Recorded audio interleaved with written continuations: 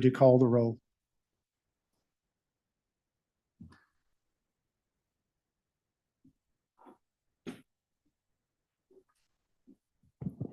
Bryan, Here. Parker, Barnett, Blackwell, Blunt, DeBar, Fillingane, Frazier, Harkins, Hickman, Hill, Hobson, McMahon, Parks, Polk, Tate, Turner Ford, Wiggins. We have a quorum. Just a little bit of a few prefatory remarks. I have established subcommittees, and I think I will continue to refer most bills to subcommittees for the purpose of having the subcommittees study the bills and to give some sort of notice to everyone that the bills are being considered, and have people who are interested in those bills have an opportunity to talk to the subcommittees about the bills. But as I say, the bills just come back to me as chair, and the subcommittees are just to sort of tell me what happened and what they think about things. I think it's likely that if they think a bill should come before the full committee, it will. But I think it's important for us to consider bills and look at them, let people have their say, see if there are technical problems, all of those things when a bill is introduced. I also think that it's not really feasible for all of us to look at every single bill, hence the subcommittees, and that's why. And then when the full committee meets, I would intend to ask the chair of the subcommittees to explain the bills. Our next scheduled meeting, and our only scheduled meeting after today, is at 3 p.m. on Tuesday, which is a deadline day. It is my intention not to have double referred bills die simply because we met too late in the session. So it may be the case that we will have a brief meeting Monday afternoon if there are any doubly referred bills that I'm made aware of that it seems I have somehow failed to act on quickly enough, and try to deal with those Monday afternoon, so at least the second named committee would have some chance of doing something with it before the chaos on Tuesday. Having said all that, you have the agenda. The first item on the agenda is Senate Bill 2072. I think Senator Turner Ford subcommittee dealt with that, so I'll recognize her to explain the bill. Thank you, Mr. Chairman. Senate Bill 2072 would allow the physical therapist in the state of Mississippi to provide physical therapy treatment under certain circumstances without a prescription or a written order. If you will turn over to page 4 of the bill, the substantive language is that a physical therapist may provide an initial evaluation or consultation of a screening nature without a prescription or a referral. And then going on to subsection B, if there's to be any treatment, that treatment would have to be recommended by a physical therapist who has a doctorate degree in physical therapy from an accredited institution, or a physical therapist with 5 years of licensed clinical practice experience. And in the event treatment is rendered without a written order or referral, the physical therapist is limited to providing treatment for 30 calendar days. And if the patient has not made measurable or remarkable improvement, then the patient must be referred to an appropriate healthcare provider. The proposed language of the bill also would allow the state physical therapy board to administer discipline if this provision is not followed, and it restricts a physical therapist from providing a mental diagnosis of any disease. And we did hear from physical therapists who came before the subcommittee.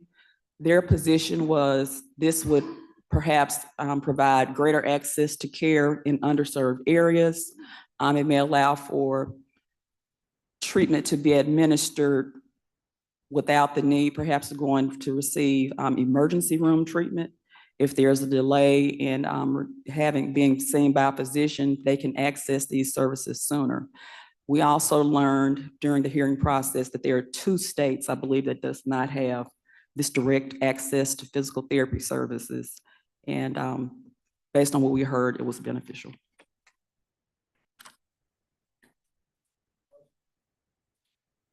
Members have questions? Is there debate? Senator Hill. Thank you, Mr. Chairman. Can you elaborate on what you just said about 2 states? It was my understanding that there are 2 states that do not have this direct access to physical therapy services. Only 2 states. That's what we were told, Mississippi and Alabama. So other states have some variation of direct access, and just based on, I would say, research, if there are differences, there seem to be designations in the number of days that treatment can be administered before this referral to an appropriate healthcare provider must be made. So forgive me because I just stepped in here. Physical therapists, this would allow them to treat people without a doctor's referral? Yes, for up to 30 days if there is no improvement. Okay, and forgive my ignorance, but does the physical therapists have the ability to order tests like MRIs, X-rays, and things like that? I would say no. If there's treatment provided and there's no improvement within 30 days, they would have to make the referral to a medical physician for administration of tests or ordering of diagnostic exams. I would say my concern with this would be the fact that they would be potentially treating a patient without an MRI or without an X-ray. I just went through this with my husband.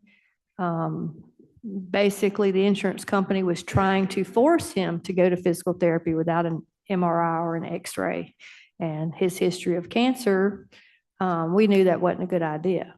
So that would be my concern, that if we do this, it may lead the insurance companies more in that direction to continue to try to order physical therapy without some of those tests, to continue to push in that direction. As a matter of fact, his doctor told him, don't let a chiropractor touch you because you may wind up paralyzed.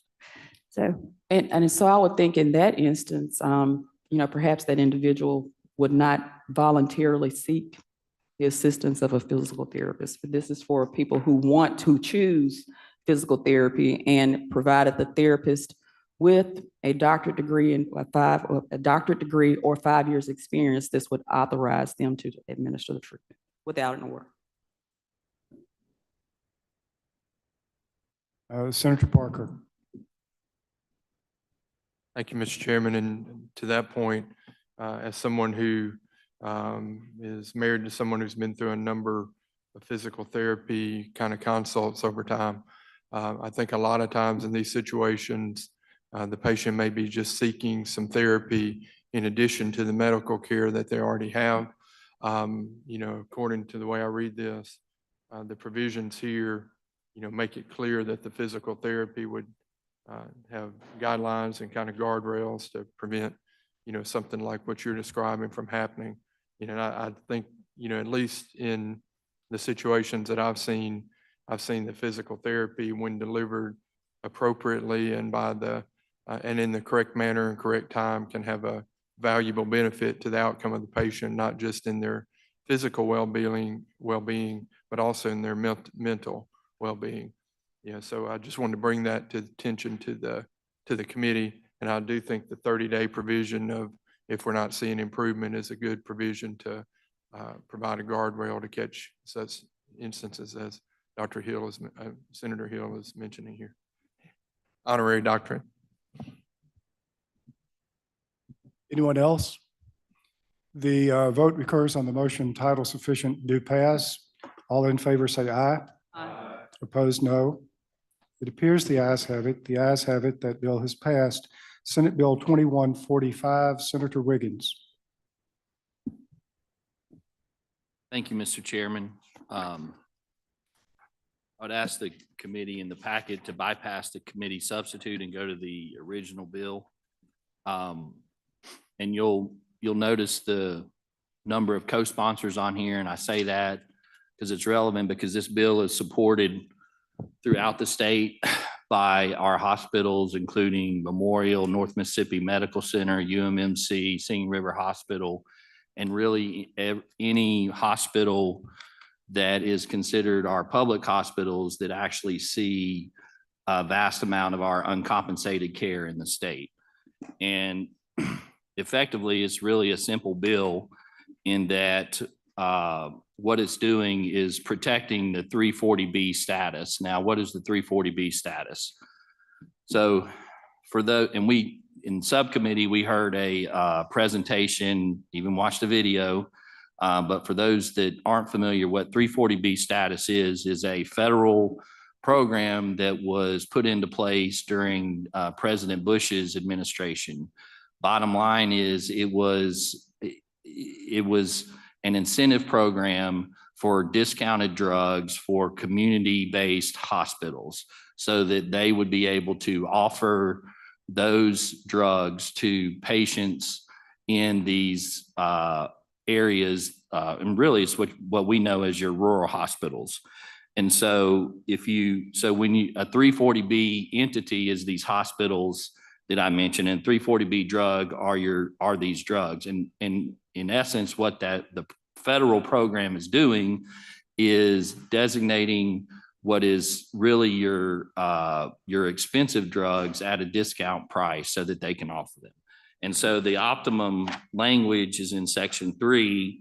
And what it says is that with respect to reimbursement to a 340B entity, that no discriminatory practices can be done against the 340B entities when reimbursing them for the dispensing of the drugs. Now, a version of this legislation has passed, I think, 31 other states, and 31 other states with other legislation pending in the country in different states.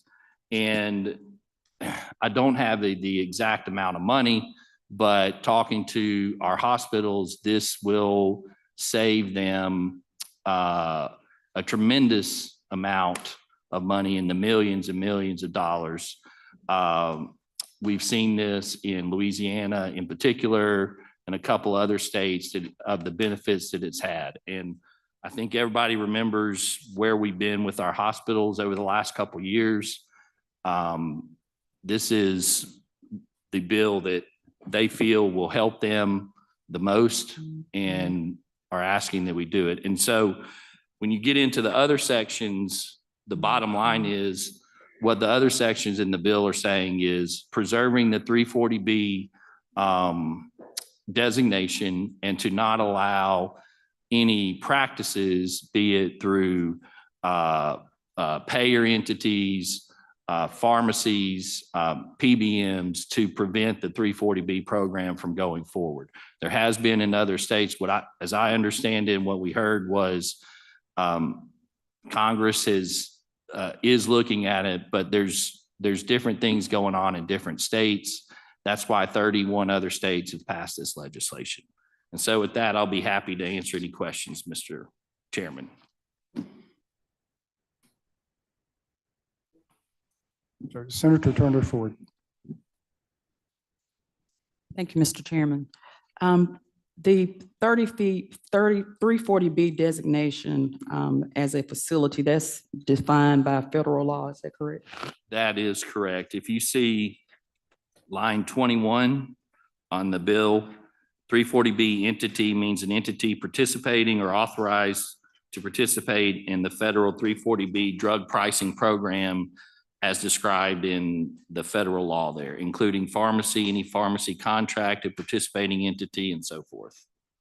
And so, and just to simplify that, that's what we know as our community hospitals in short. and so does this program cover Medicare and Medicaid recipients? Yes. And it's designed to provide prescription drugs at a reduced cost? Well, to those Medicare and Medicaid recipients?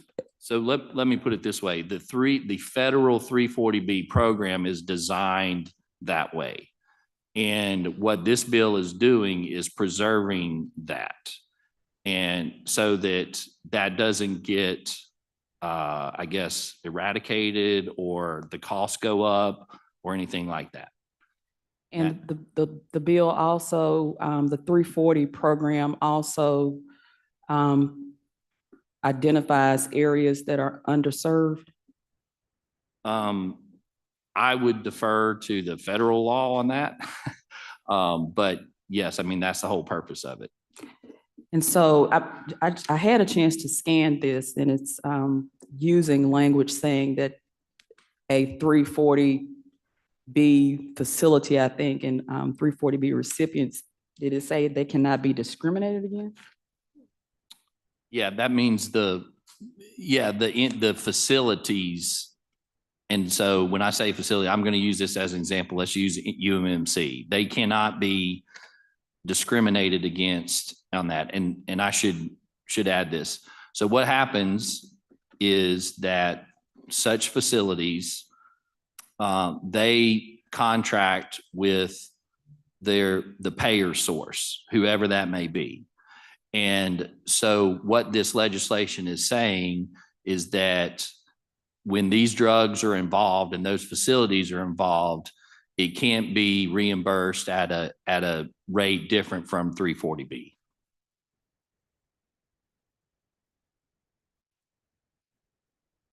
And does this legislation propose to change the operation of the federal program? No. And so underserved facilities and low-income patients, their medications the drugs are supposed to be purchased at a reduced rate. Is that correct? They should be able to receive the medication at a reduced rate? Yeah, yes. That's the purpose of the 340B program. To put another way, what that federal legislation does is requires those drugs to be offered at what I call a discounted wholesale price, thus getting the patients who ultimately get the drugs the benefit of that discount. And I'm only making these numbers up, but as an example, if drug A cost $1,000 to the manufacturers to do all that, the 340B program says, okay, that drug is a wholesale to UMMC at $5. You can't then charge the patient essentially discriminating against that cost. And so what is the amount that the facilities, or for the 30B drug programs, what is the amount that they're allowed to receive from the federal government? You mean the drugs themselves or the reimbursement? If I understand your question, that they're able to receive it at essentially a wholesale price is the point. I'll read further, but for some reason, I'm under the impression that there may be an issue with the cost versus what is actually received and how these funds can be spent. So is there any, is there any language in the bill that restricts how the funds can be spent? Okay, what I think you're talking about is that under the federal program, they get this discounted cost. Okay, then if I was using that $5. Okay, let's say they get paid $10. Okay, then that $5 has to be put into those communities that you're talking about. They have to be put into the low-income communities and the rural communities on that. And no, this does not change that. In fact, I don't think we'd even have the authority to change that. Thank you. Thank you. Other questions? Motion is title sufficient do pass, Mr. Chairman. The motion is simply title sufficient to pass. Senator Harkins. Or we're not going off the committee sub. That's correct. Okay. So the motion is just simply title sufficient do pass. Further Yes. questions? Are you ready to vote? All in favor, say aye. Aye. Opposed, no. It appears the ayes have it. The ayes have it. That bill will be reported. The next item is Senate Bill 2152. Senator Blunt. Thank you, Mr. Chairman. Senate Bill 2152 is requested by the Department of Human Services. The bill does two things. You'll see on line 31, it allows the department to choose a county director of human services in the event that a county resident is unavailable to serve in that position. That's something that they requested. And then on lines 47 through 58, it allows the department to enter into a lease with county boards of supervisors for a county Department of Human Services office. They believe that there are federal funds available to do that. That's an explanation of the bill. Mr. Chairman, I'll be happy to yield for any questions. Are there questions? Debate? Ready to vote? Senator Turner Ford. Thank you, Mr. President, Mr. Chairman. And so this, I'm looking at lines 53 through Yes. 58. Yes, ma'am. It places all of the responsibility of maintenance on the local entity or the county. Well, the bill simply authorizes the department that they may enter into a lease with the county board of supervisors. I mean, the county obviously doesn't have to do that if they don't choose to, but it gives the department the authority if they agree to fair market value and as I mentioned, the department can use the federal share for its rent to the county, but it does not obligate the county to take the department on. What if the county is in a lease? I'm sorry? If the county is in a lease with the department and an issue arises, who is then responsible Well, this would be to maintain the property? a county-owned building that the department could co-locate if the county chooses to do that. Thank you. Anyone else? The motion is title sufficient do pass. Yes. We ready to vote? All in favor say aye. All opposed, no. The ayes appear to have it. The ayes have it. We'll report that bill. Senate Bill 2157, Senator Turner Ford. Thank you, Mr. Chairman. Senate Bill 2157 proposes to allow the state to enter into a psychology interjurisdictional compact. The language that is before the committee today basically tracks the compact language. It would allow psychologists to perform telepsychology services as well as temporary face-to-face services in other states or with contracting states. The compact identifies a commission. The commission would be designated as a political body. They would operate under the laws of public records, et cetera. And I think there are 41 states that are currently a member of this compact. I'll yield for questions. Are there questions? Senator Hill.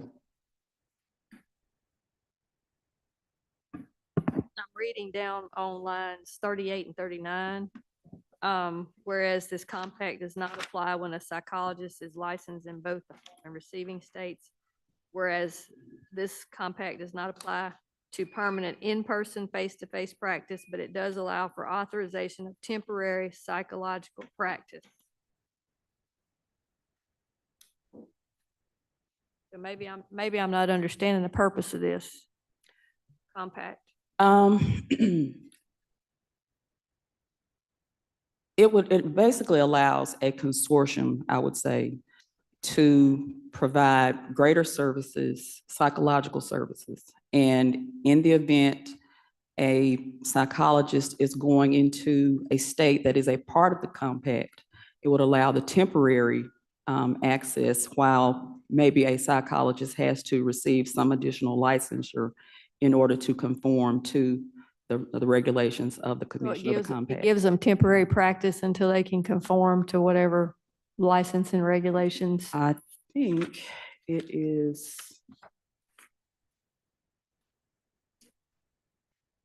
30 days, I believe. Okay, thank you. You're welcome. Anyone else? Senator Parker.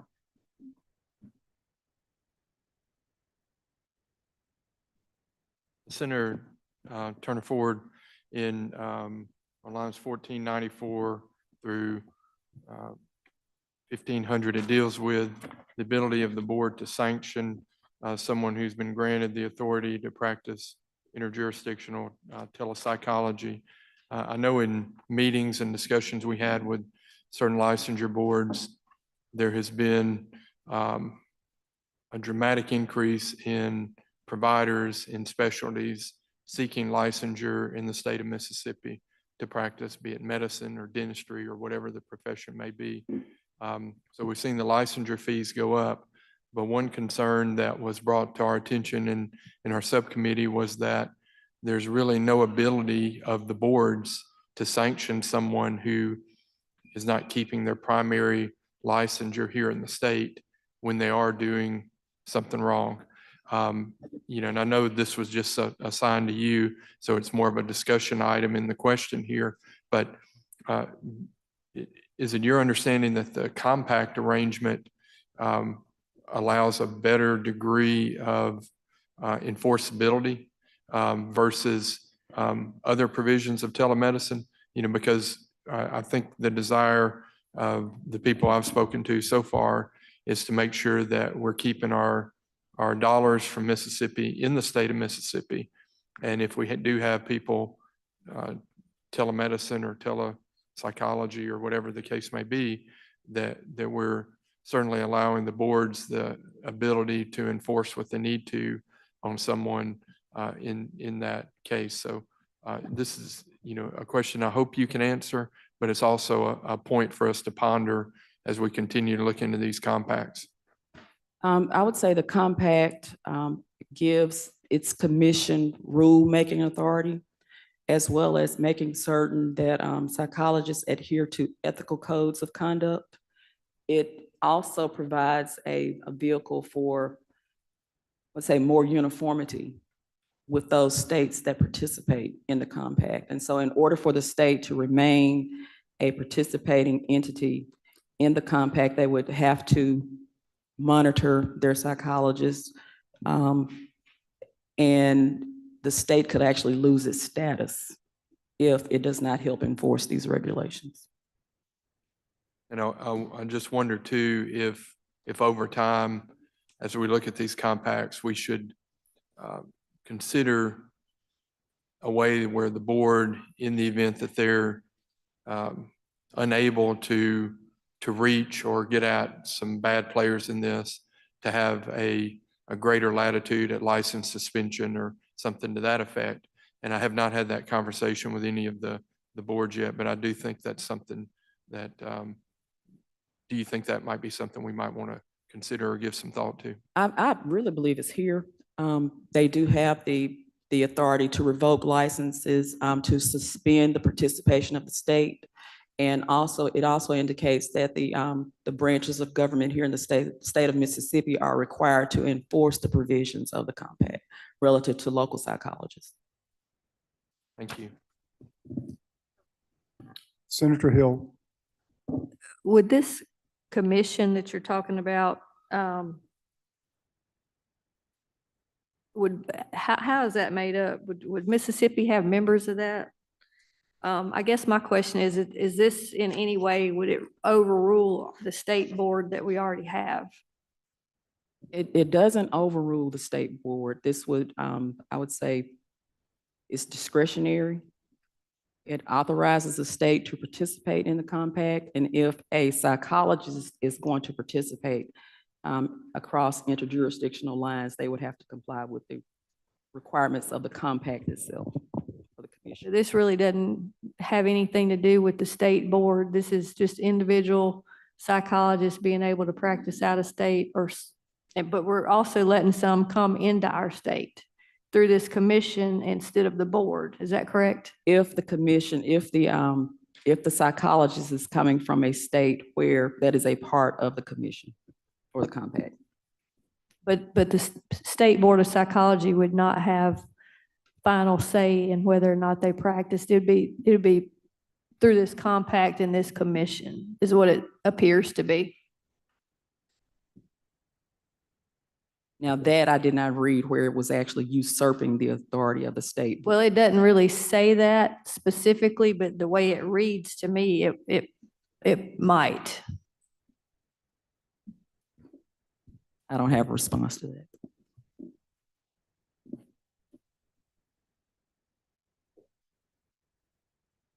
Anyone else?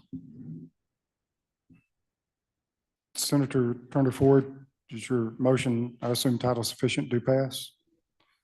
Are you ready to vote? All in favor, say aye. Opposed, no. It appears the ayes have it. We'll report that bill. Senate Bill 2165, Senator Blunt.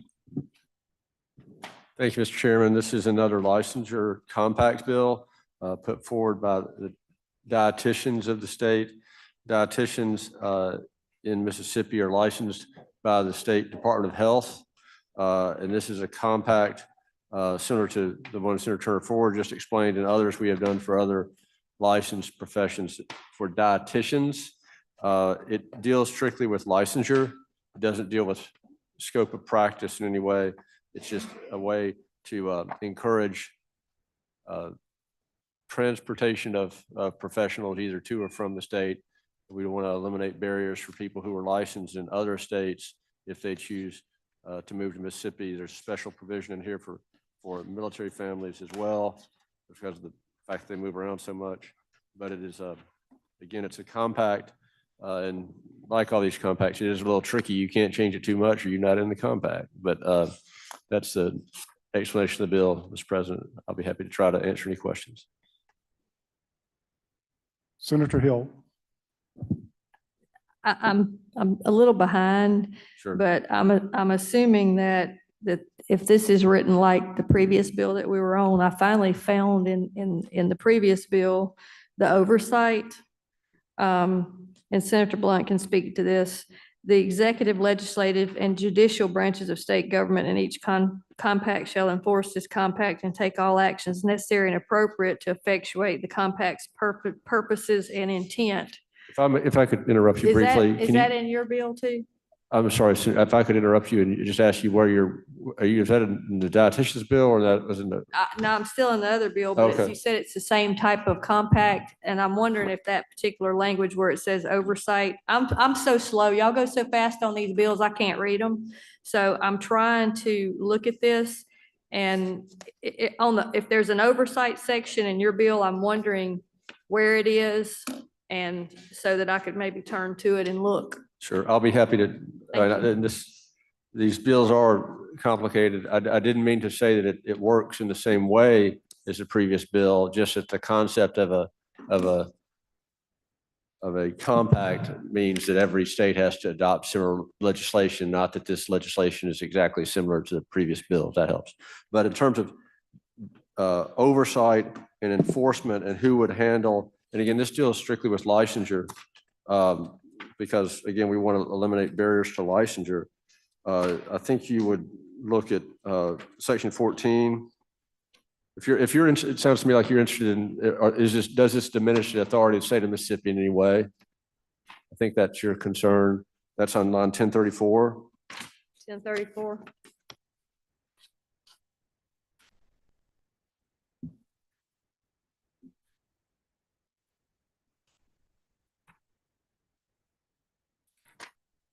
So I think that's what I hope that's it, but I was looking for oversight. sure. Well, it gives the commission is constituted, has rulemaking authority in section 10. I should have also said that another key part of this is to create a data system that's shared between the various states to more easily do criminal background checks and things like that. Well, what my concern is with both of these bills it looks to me like that we're creating a commission, a compact commission. And I couldn't get an answer as to how that commission's made up, if it was going to be people from the state of Mississippi but it says this compact commission will be able to promulgate rules and that they will be enforced as basically state statute. So I'm concerned as to the membership of this commission. If we're going to turn over rulemaking authority to somebody that's going to be able to create something that's effective, this says it has to be enforced as state law. So I'm just concerned about who the commission is and the rulemaking authority that they have, and the fact that it says that the state has to enforce it like state statute. Okay. I know I read that in the previous bill. Council just pointed out to me on line 200, at no point shall the compact commission have the power to define the requirements for the issuance of a single state license. So if you want to get licensed in Mississippi, those rules are going to be set by Mississippi, but there is a commission is established. Mississippi would be represented on the commission, and there is any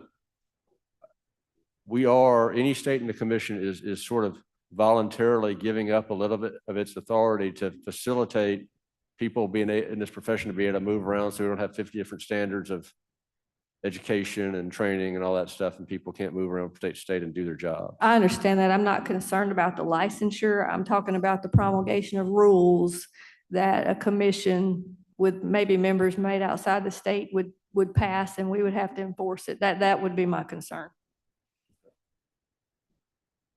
Senator Hickman. Senator Blunt, just very quickly, and I want to make sure I understand this correctly.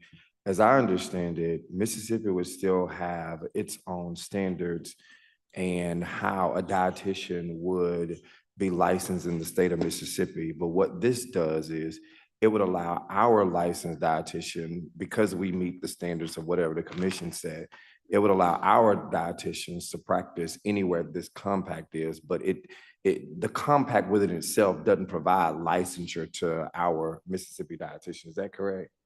That's right. They would continue to be licensed by the Board of Health. And so basically this commission, what they're governing is not our individual issuance of licensure, but they're governing the compact within itself and basically the standards that it takes for a state to join the compact or to stay within that compact. That's well said. Thank you. Thank you.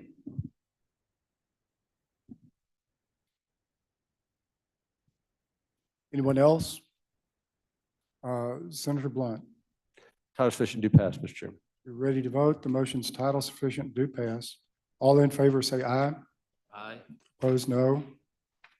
The ayes appear to have it. The ayes have it. We'll report that bill. Senate Bill 2240, Senator Wiggins. Thank you, Mr. Chairman. This bill actually comes to us from peer. It represents legislation in part recommended by the peer committee, and it's involving the Board of Medical Licensure. And I am referring to the proposed committee substitute. Mr. Chairman, at the appropriate time, I would have an amendment to the committee substitute at the appropriate time, but I'll explain that. So what it's doing, the Board of Medical Licensure, who license our physicians in the state, their act has not been updated since 1980. In other words, it's out of date, it's antiquated. So that has led to different things, different issues, and thus peer did a review. This bill is not from the Board of Medical Licensure, but it certainly is not opposed by them. And in fact, they think they've had a version to come before the legislature the last number of years. And so just to highlight a few things in section 1, and the committee substitute that's before you, the difference between the original bill and the committee substitute is there was some cleanup language. During the subcommittee met with different physician, what I call physician groups, physician specialties, that wanted to make sure that they were covered in there. And so that's what's in there. If you look at section 1, that defines what practice of medicine and is and what physician means. And then you go through, and one of the biggest, I guess, subcommittee changes is if you look in section 5 is about licenses, and it talks about a temporary license for 14 days. But if there is a physician who is in the internship, residency, or fellowship through the Office of Physician Workforce, and you know that our physician shortages, and we've worked with that, then they can get a temporary license up to a year. That's to incentivize them to stay here.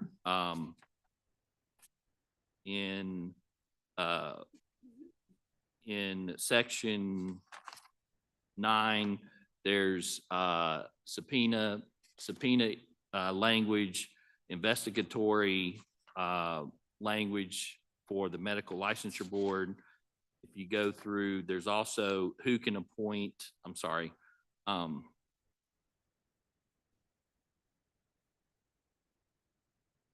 yeah, if you look at line 539, starting at that language, licensees cannot prevent or interfere with somebody making a report to the Board of Medical Licensure. That was something that the peer was looking at. And then it also addresses what members can be appointed to the board and what qualifies as that with them. So, and then Mr. Chairman, my amendment would be on line, in section 15, line 737, changing the word from section to chapter. That was brought to us by one of the medical groups. It's for various technical reasons, the word chapter is better than section. And so that would be my amendment to that. Well, I think procedurally, since there is a document labeled committee substitute, I assume that you would like to consider the committee substitute in lieu of the original bill. I would. Without objection, we'll do that. And then you want to offer an amendment to the committee substitute, and that's on what line? Section 15, line 737, striking the word section and replacing it with chapter. On line 737, the motion is to strike the word section and to replace it with the word chapter. Is there discussion on the amendment? Vote recurs on the amendment. All in favor say aye. Aye. Opposed, no. Ayes have it. That amendment has been adopted. Further discussion? Senator Parker. First, Mr. Chairman, thank you for the committee sub on this and the changes that Senator Wiggins mentioned right there in that section. I think have made some concerns I had with the bill better. I still have a couple of questions, concerns I want to just kind of go over here. So the change that was made in that same section 15 you were speaking to in line 736 through 740 has a provision that nothing in this chapter now shall be construed to limit duly licensed healthcare professionals from providing medical services within the scope of their authorizing license. Just in the lead up to this, there was some concern that perhaps like midwives, for example, who are not duly licensed, would be subject to the provisions of this. And the provisions in section 15 that give me a little pause are starting on line 770 in essentially some injunctive relief for the Board of Medical Licensure to impose upon someone who's not practicing medicine. My concern comes on this from, as I mentioned in another meeting this morning, a Supreme Court case that basically prevents a licensure board from applying that type of relief outside of the scope of their practice. And so I'm not sure if procedurally we can give the medical licensure board the ability to sanction someone who's not under their purview for that offense, particularly if it's a monetary type of relief. Well, let me respond to two things on that. So first of all, on the midwifery, and I'm going to refer to Sam on this because I've talked about this. Midwifery is not licensed in Mississippi right now. However, there is language that's in the current code that's still in this bill that's an exception that allows for that and specifically mentions midwifery. Sam, not in this version. So Yeah, I was believe it wrong was then. stricken because when I looked at What? the stricken version, I think midwifery was stricken from the version as sits in front of us in the committee sub. Okay, well, Sam and I have talked about that, and the intent is, and there's been over the years, there's been a lot of confusion about that language. And actually, as it was written, it protected midwives and they couldn't do it. There is a belief that language actually meant that the board could go do it, but that's not correct. Sam, I would defer to Sam on that, and I would say that if that's not in there, then I certainly think it needs to go back in there. Is that? Right, and that's my concern, and I certainly, I wouldn't call myself an advocate for or against the practice of midwifery, but I do know that in particular this section here has ramifications and implications beyond the medical licensure board. So I just want to be sure that we are just very careful with this. I know this bill has come up. This is the third year in a row, and I would love to help you move this forward and get this to the finish line. But that is one of the concerns that I still have. Yeah, so I think we need to address that. I'll work with Sam to get that right language in there.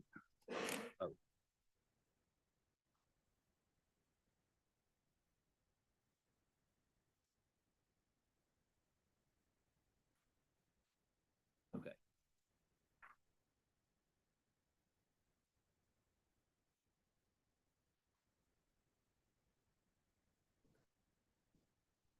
Okay. Mr.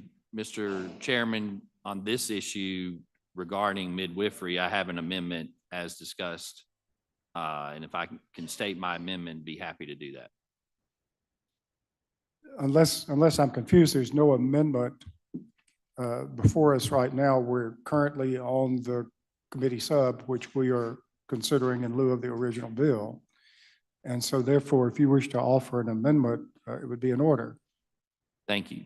Mr. Chairman, if I may, since we have an ongoing question concerning subsection 4, could we maybe discuss that a little bit more? And if we're going to make modifications there, potentially include that change in a potential amendment too?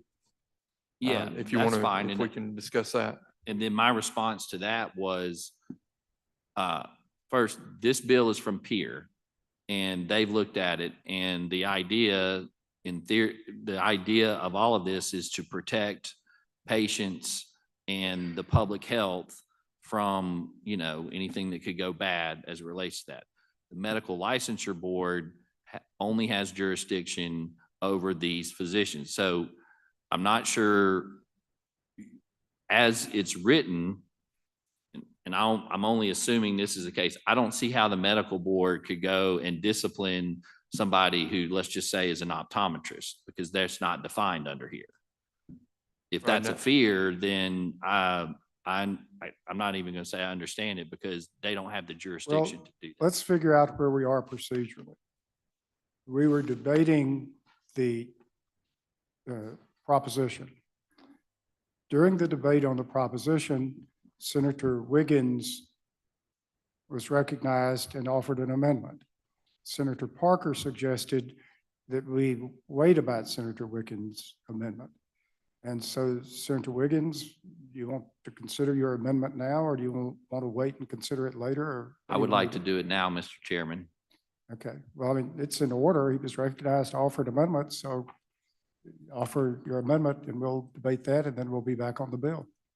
So thank you, Mr. Chairman. My amendment would be at amend line 53 before the period that says, provided, however, that nothing in this chapter shall apply to individuals engaged solely in the practice of midwifery, which is the same language that is in the code section currently. And as explained by counsel, it's been moved around, so we can't simply refer to the code section. And so this chapter would not apply to midwives. Would you just state the amendment one more time? That on line 53, insert that nothing in this chapter shall apply to midwives or the practice of midwifery. Okay, that's the amendment. Is there debate on that amendment? We're ready to vote on that amendment. All in favor of the amendment, say aye. Aye. All opposed? That amendment's been adopted. Thank Now you. we're back on the general proposition. Further debate. Senator Parker, do you? With no more discussion on 4, I would like to offer an amendment to section 4 at the appropriate time. This is an appropriate time to offer an amendment. It will be more of a conceptual amendment that the injunctive relief as applied shall apply only to physicians as defined in this chapter, and that the injunctive relief shall not extend beyond that provision.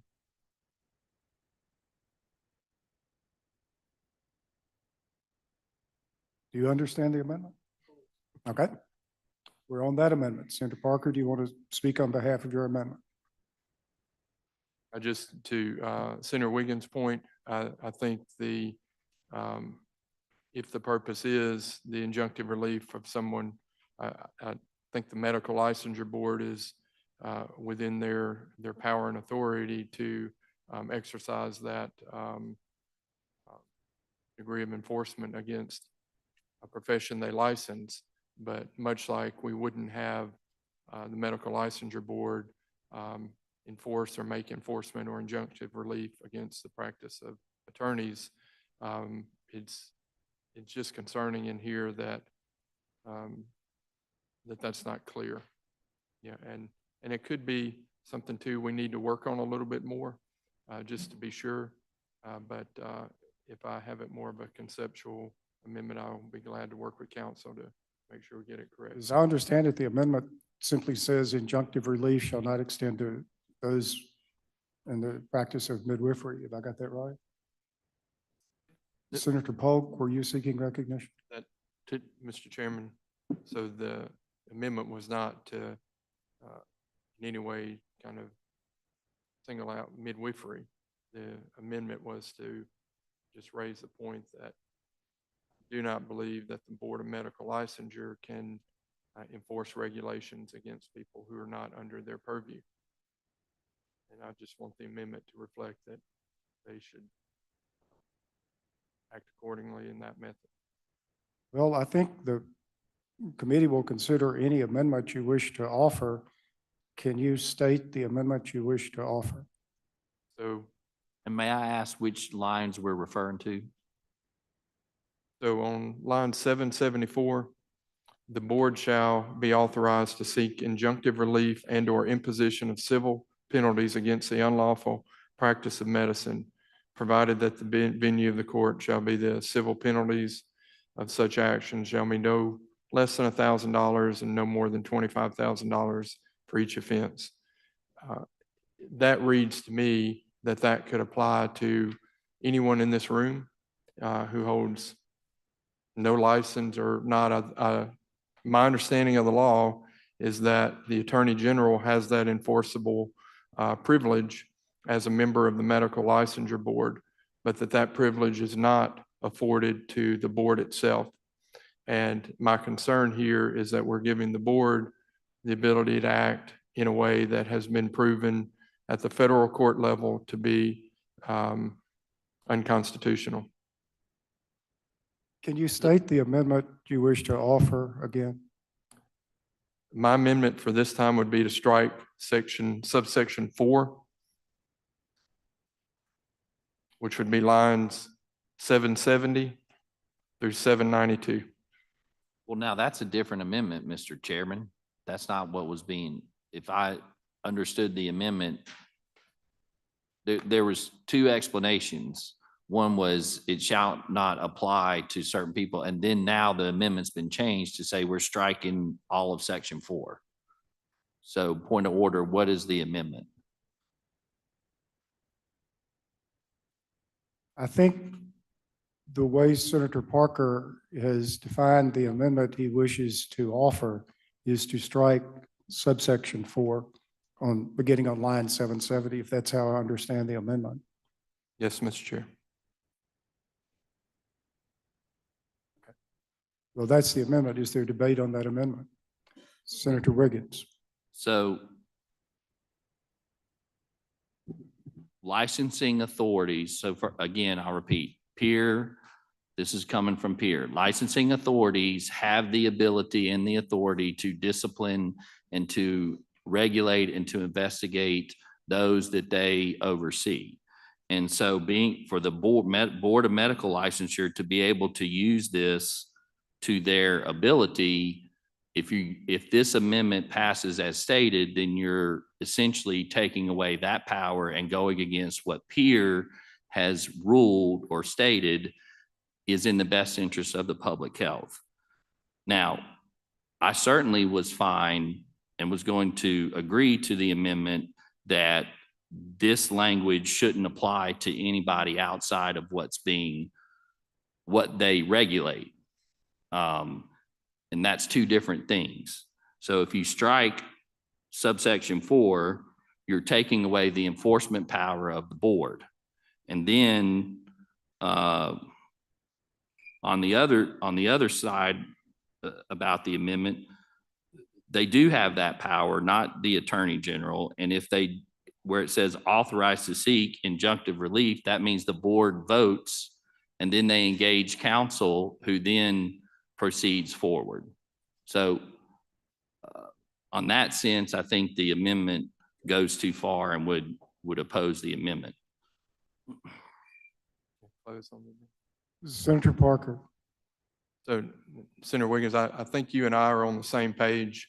I will say that my amendment is to kind of speed this along. It's page 31. And it does have a reverse Page repealer, by 31. the We're way. all on page 31, so we're all on the same page. So if we make this amendment, I would love to work with you on this language to get it right. I don't think that we're going to be able to get it. I think council is going to have to assist us. And I would love to offer amendment to the bill on the floor to get this language the correct way instead of us That's trying to fine. get it in here. So And- I'd like to keep my amendment if we could, and then add this language back in on the floor if it'd be willing for the subcommittee chair to consider that. Certainly, and there is a reverse repealer in the bill itself. So yes, I think that would work. So we're on Senator Parker's amendment. Senator So he's McMahon, he's withdrawing his amendment have as you I withdrawn understand. your amendment? I'd like to keep my amendment, but I'd like to work on you after the fact Oh, to well bring this then, back into the bill. okay, well, my comments stand. Senator McMahon. Seeking clarification from the sub chair. I know this has got a reverse repealer and we could move this along and discuss this before it comes to the floor, but would this be considered a friendly amendment by the sub chair? Senator Parker's amendment? Correct. No, as I stated, it is not gutting, but it is going against the intent of the peer committee and it's going against the intent of the medical licensure board to enforce the regulation of its doctors in the state of Mississippi. So no, it's not a friendly amendment. Thank you. Further debate? Anything else on your amendment? Or you ready to vote on the amendment? All in favor of the amendment, say aye. Aye. All opposed, no. No, It appears the noes have it. The noes have it. And so we're back on the committee substitute. Is there further debate or discussion on the bill?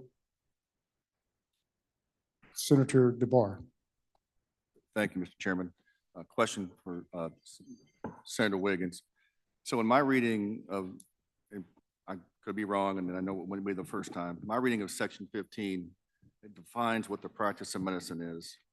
And it really defines anyone that's providing medical care to anybody that's licensed or not, whether it be a nurse, an optometrist, a podiatrist, you know, someone performing surgery. I think an optometrist performs surgery.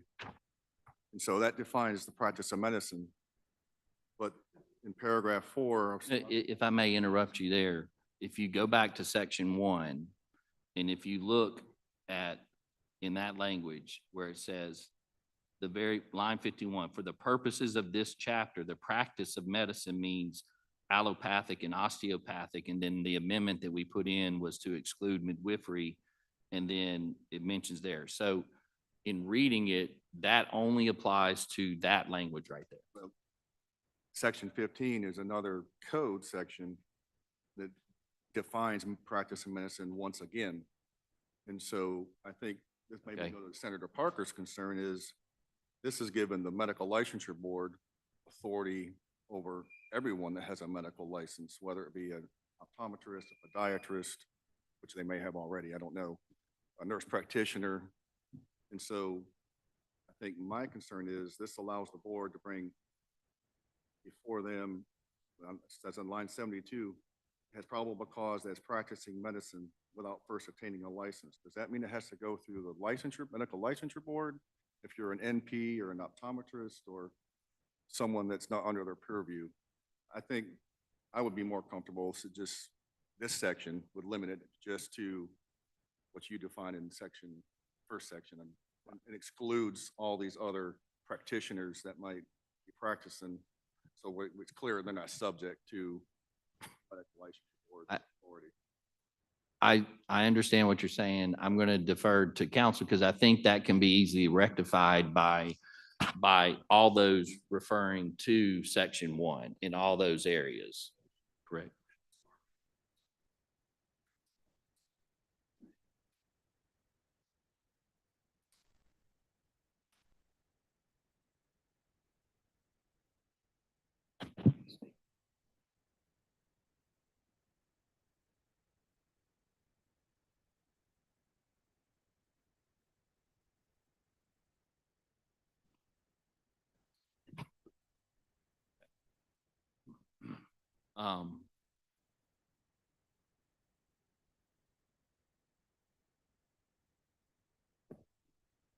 So you're saying limited to there.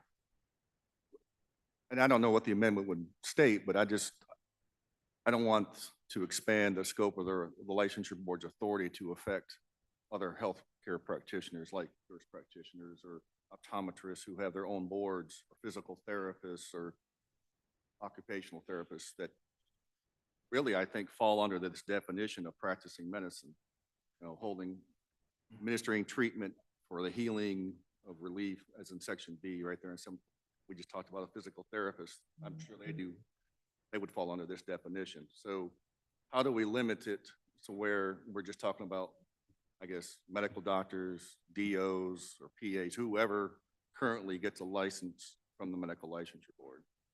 Well, I think so. First of all, there's a reverse repealer, so we can work on that. I would submit that we work on that prior to it going to the floor. Second of all,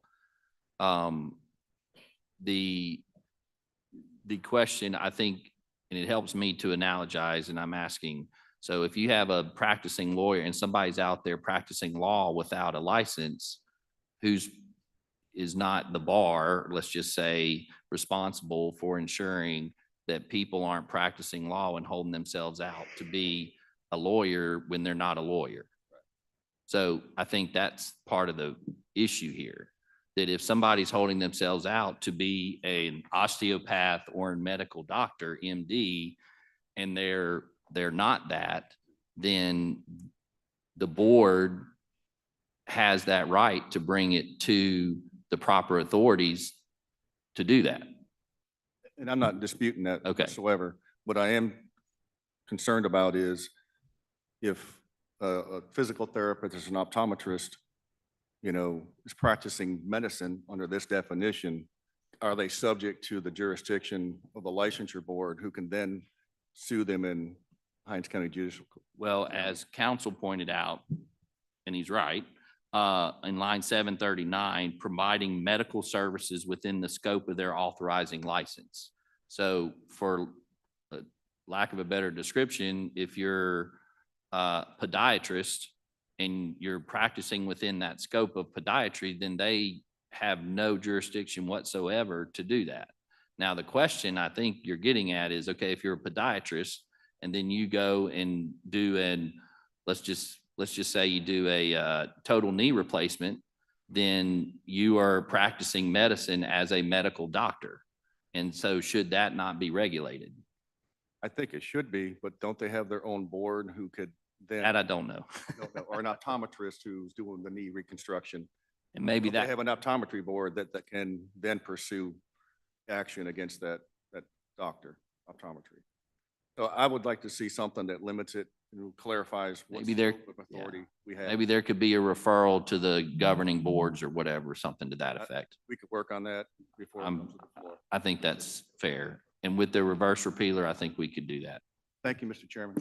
So Senator DeBar, you said you would be more comfortable with eliminating section 15, but you never actually offered an amendment to do that. Do you want to Don't point offer that out, such Mr. amendment? Chairman. Or have you been reassured by the glib comments of the subcommittee chair? I've been reassured by his comments that we can work on it to come to a resolution.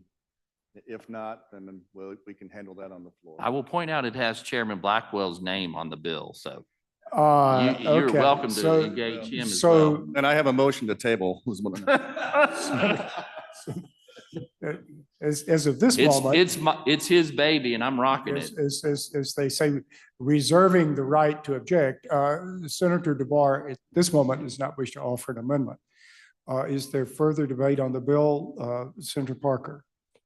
I just have one more. Senator Barr kind of brings that out and reading back through subsection D under section 15.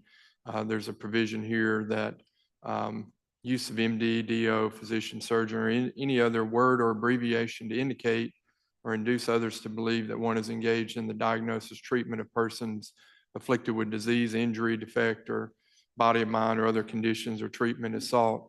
As I read that, would think that perhaps if a dentist, who is dealing with person afflicted with, tooth disease or something like that, were to use the term doctor, in their practice, it seems that it could be possible for that application to be construed as the practice of medicine. And so that's why I just want to give this more thought, because it impacts a lot of different professions. And I just want to be sure we get this language correct and we're not coming back. And they're doctors of nurse practitionery now who, and there are actively, I'll share this with the committee, there are actively bills in the United States of America at this action, as of this moment, that are basically declaring that if you're not an MD or DO, you can't use the word doctor in your name. There was one that made it all the way to the governor in Florida last year. And I just want to be sure that we are not inadvertently creating a problem that we then are back here dealing with scope across all of these professions because we did not give this due diligence. So would you agree that we need to move just carefully on this to be sure that all of these questions as raised are considered? I agree that yes, we must be smart about this. I will not agree that this language that you reference in line 757 to 761 is not needed, because the reason that you're seeing those bills is because there's people who hold themselves out as a medical doctor. That language would not be needed if the person who doesn't have an MD goes around being called doctor. And that's the problem, is that there are people who want to be called doctor who do not go to college and then 4 years of medical school and then residency and then training. So you have a problem calling me doctor then? No, I When have every no single patient problem who walks calling in you the doctor. room calls me a doctor. You have No. a problem calling a dentist a doctor? Is that what you're saying, Senator No. Wiggins? No, what That's I have. exactly what you just said. No, what I have a problem is to refuse to acknowledge that there's nurses that I've seen, okay, who get called doctor, who don't change it to the people. They don't go, oh, I'm not a doctor, I'm a nurse. So if people weren't going around doing that, then this wouldn't be needed. No, I respect 100% because you're governed by the proper folks. The dentists are, but this language is needed because this is going on. And why do you think that those bills got into the Florida's governor's office? Because this is what's happening. Now, that's why I said we need to be careful. That bill was vetoed by the governor. What? And was not passed into law. Fine, but it's making its way So why do there. you think the governor vetoed that law? I have You no know, idea. right. I'm not informed. I think, and here we are. We're talking about scope of practice. I didn't raise it, but this is where we are. Okay. If you go to medical school, you are a medical physician, a medical doctor. What if you go to osteopathic medicine? You're called a school? doctor, and this medical practice defines you as that. That's the whole point of regulation and looking at it. As this defines it, if you go to the community college and you get something, you're not a doctor. That's just a fact. So why is it such a problem to delineate those things? Let me suggest this. We've spent a good bit of time on this bill, and I don't know what they've done in Florida or why. If there's not an objection, I think Senator Hill had a question. I do. I think I can see the point. We did define physician in section 1 as a medical doctor or a doctor of osteopathic medicine, which I think is great. But in section 15, where we talk about what the practice of medicine is, I think that the confusion is because other people practice medicine besides a physician or a doctor of osteopathic medicine. I think that's the confusion, because there are other people that practice medicine and do these things. So I think as we move through to get the language, if we just maybe even mention that there's other boards besides the one board that governs all these other medical professions, I think that would solve the problem, because we don't want anybody practicing medicine without a license. And I agree with you, which is what I was talking with. Excuse me, I just think we need to sort of bring this to an end and move on. I just want to point out the first sentence of section 15 says, the practice of medicine shall mean one or more of the following, provided that nothing in this section shall be construed to limit duly licensed healthcare professionals from providing medical services within the scope of their authorizing license. I think that phrase, people can think about it for a while, but I think that phrase may alleviate some of the concerns that have been mentioned, but I'll let people think about that.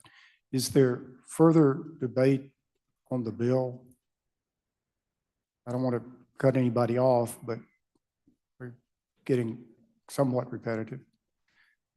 Okay, well, the motion then is title sufficient, do pass, committee sub as amended, I suppose, which is part of the committee sub. Are you ready to vote on that motion? Okay. All in favor of title sufficient do pass as amended with a committee sub, say aye. Aye. All opposed, say no. No. It appears the ayes have it. Appears the ayes have it. The ayes have it. We'll report that bill. The next item on the agenda is Senate Bill 2329. Senator Fillingham. Thank you, Mr. Chairman. This one, by contrast, should be very easy. But if I run into problems, I will phone a friend. Senator Boyd and Senators Johnson have both served on this task force.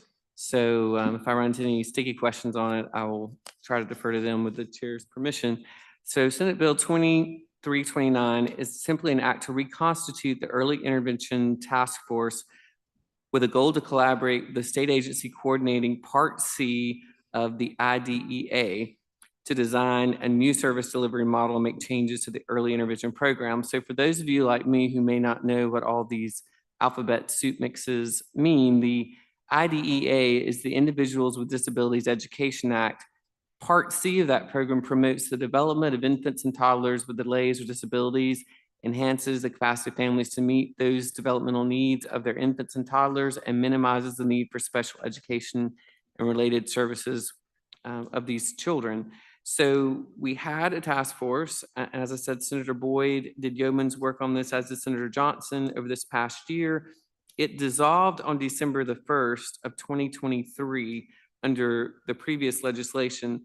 I'm told that the work is still ongoing. There's a lot of good things that are coming from this, but they weren't quite done and weren't ready to finish up their work. So what this bill simply does is it allows for the board to be reconstituted, again, with the same objectives, and it gives them until, I think if you look on lines 252 through 264, an additional year. Essentially, by December the 1st of this year, 2024, the state agency coordinating Part C of IDEA shall prepare and deliver to the Mississippi Legislature and Early Intervention Task Force a plan for service delivery of the IDEA Part C services, and shall recommend to the legislature a more efficient system for providing compensation to those providers, for billing and collecting from third-party payors, and recommend a service delivery model, which includes a hub or hybrid model that could include university participation, and evaluate how this model may impact the training of students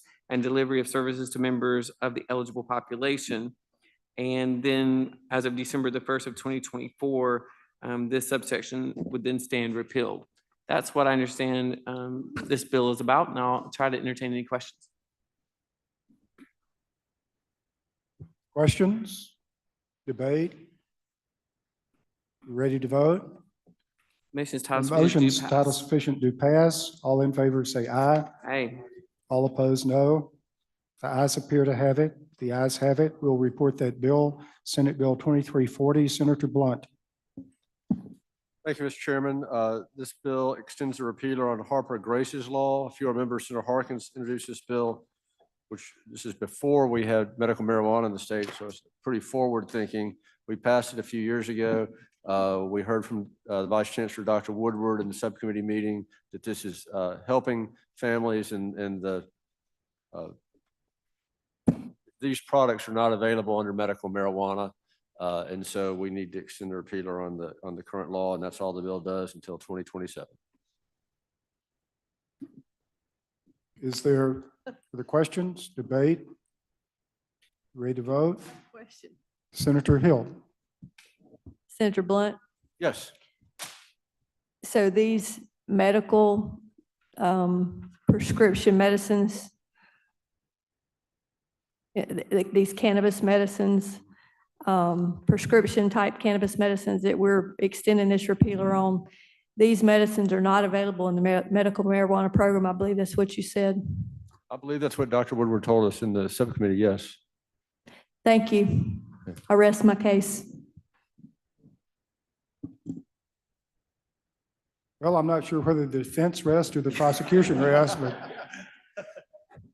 some party has rested.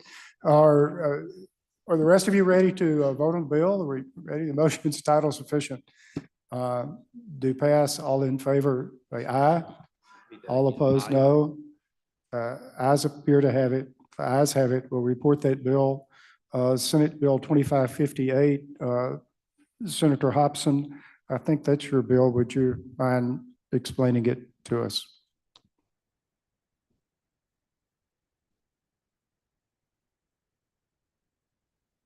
Thank you, Mr. President. As some of you may know, Region 15, which is also referred to as Warren Yazoo Mental Health, those two counties have been one of the community mental health centers for many years. There were problems in the 4 counties immediately to the south, which included Adams, Wilkinson, Jefferson, and Claiborne counties. By agreement between Warren Yazoo and those 4 counties, and I don't remember, I think that was Region 11, Mr. Chairman, but they agreed to consolidate their efforts, and they agreed through this, if we can pass this legislation, to set up the board. The board would consist of, as it exists, the 4 members from Warren County, 2 from Yazoo, 2 from Adams, 1 each from the remaining counties, and that those board members would be on the county commission for a term of 4 years and serve at the will and pleasure of the appointing board of supervisors. That's an explanation of the bill, Mr. Chairman. Questions? Senator Wiggins. I seriously plan not to ask question, but We will allow you not to. but Senator Hobson, the word in line, what is this talking about the mental health regional commissions? This is a community mental health center. Yes. Okay. So then the line 18 that says each board of supervisors, and I know Chairman Bryan is familiar with this, but in my area, Jackson and George County, who make up that, have been at odds for years now.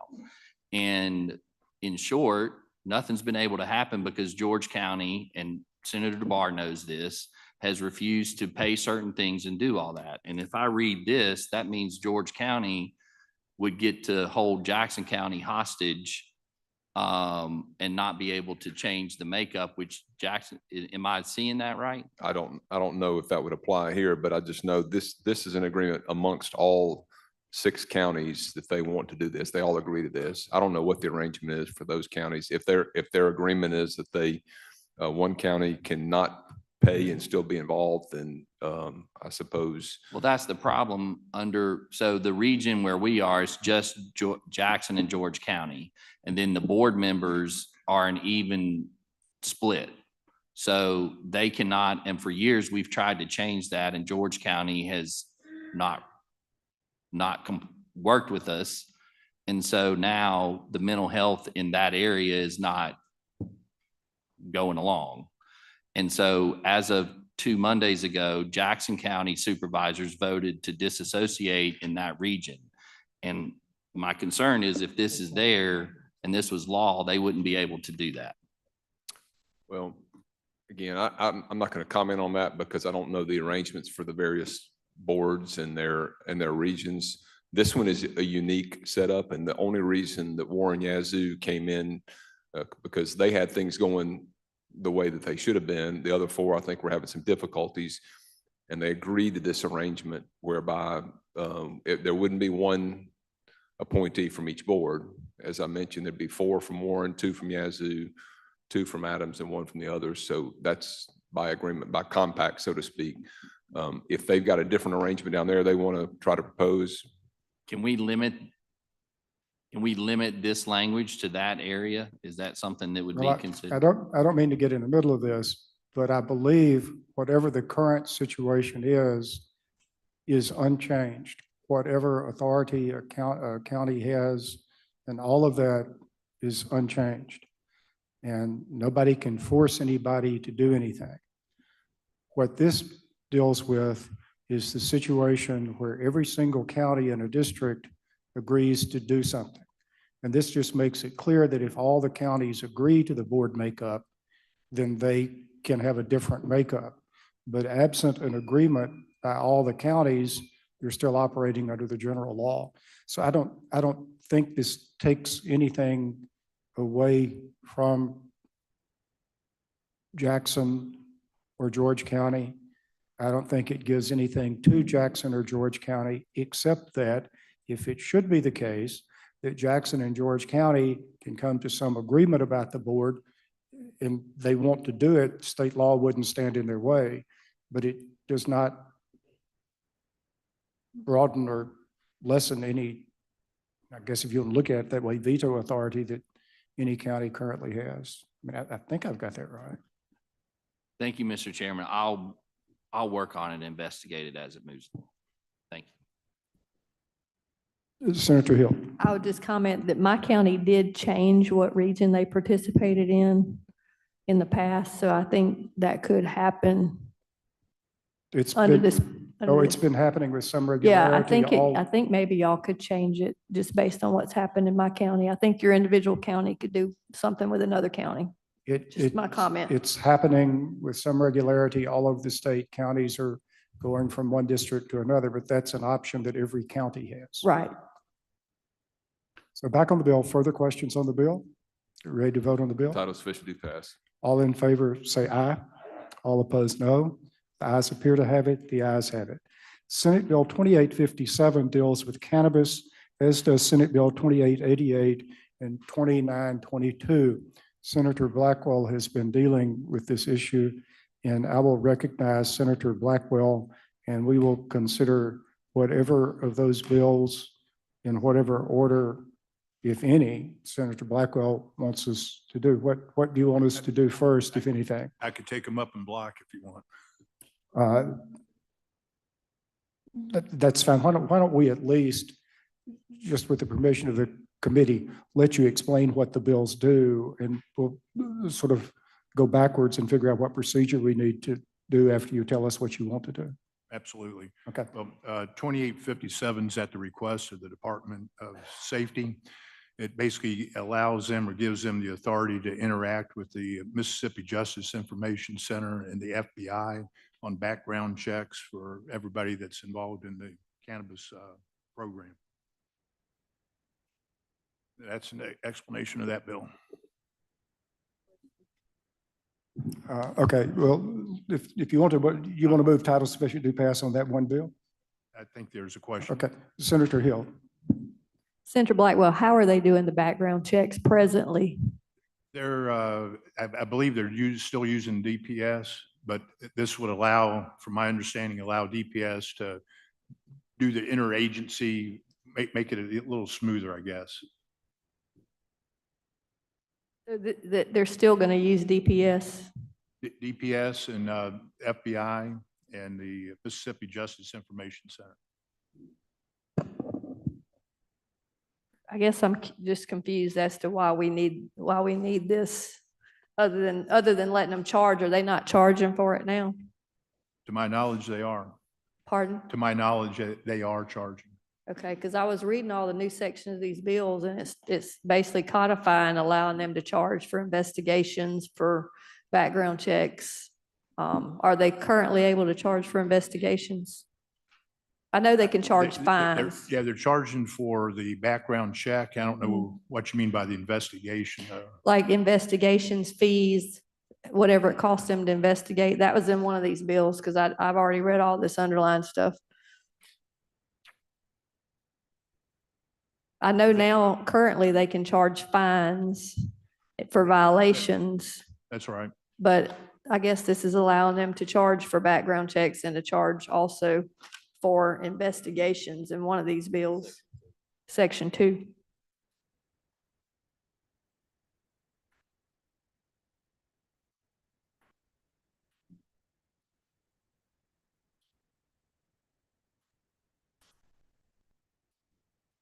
Yeah, that's in Section 2. It's where they're, I guess this is just now, I guess, giving them the authority where they can do that. they didn't already have the authority to investigate? Is this? They had to have. Senator Hill, we added this language. We had an issue with one of the labs.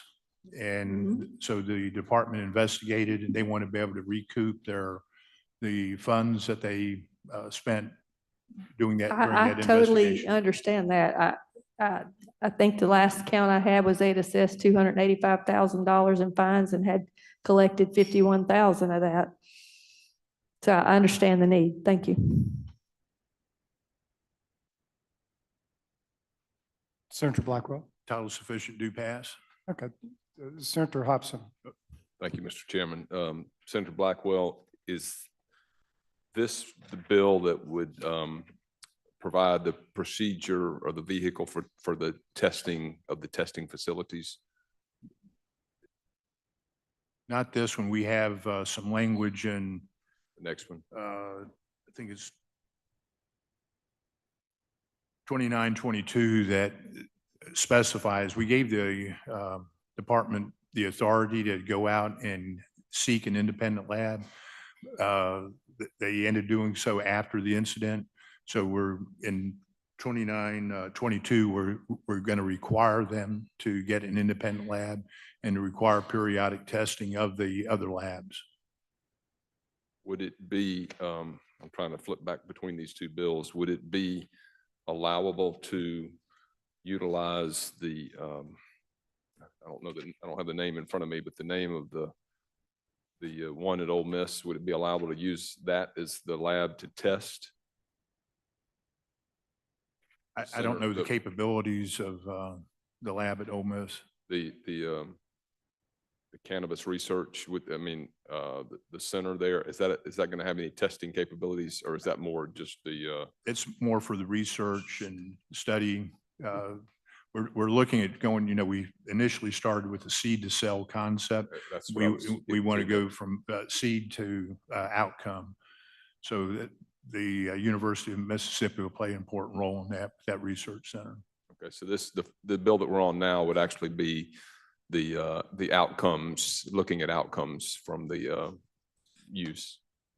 Seed to results or seed. 2857 is doing is giving the authority to the Department of Safety to coordinate with the FBI and the Mississippi Justice Information Center for background checks. Okay. All right. Thank you. Title sufficient, do pass. No other So question. the motion is title sufficient, do pass on Senate Bill 2857. Further discussion? If not, all in favor, say aye. Aye. All opposed, no. The ayes appear to have it. The ayes have it. We'll report that bill. Senator Blackwell. Thank you, Mr. Chairman. Senate Bill 2888 establishes the Medical Cannabis Research Advisory Board and creates the Center for Mississippi Medical Cannabis Research.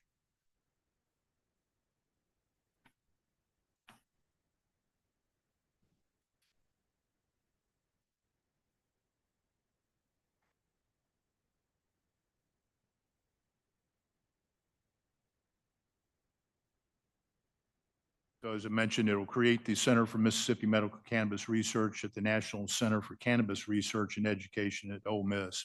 It provides for the responsibilities of the center, including to facilitate and support funding for research related to the efficacy and potential health effects of various cannabis delivery methods, including vaporization, ingestion, topical application, and combustion, and to support researchers in applying for and securing federal and private research grants. We have establishes a membership of the committee. The governor will appoint 4 members, 2 of them to have two of them being medical cannabis researchers from Ole Miss, 1 registered qualified patient, and 1 physician who's a Mississippi registered cannabis practitioner with over 100 cannabis patients.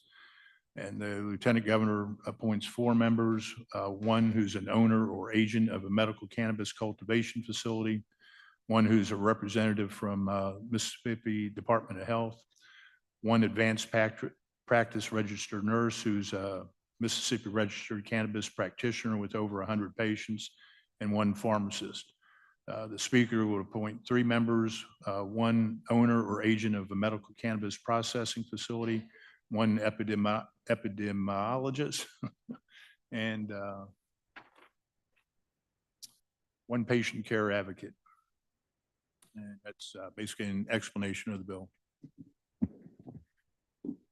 I have an amendment at the proper time. Senator McMahon. Yes, Senator Blackwell, could you please go through and explain to us what's taking place in lines 1389 through 1408?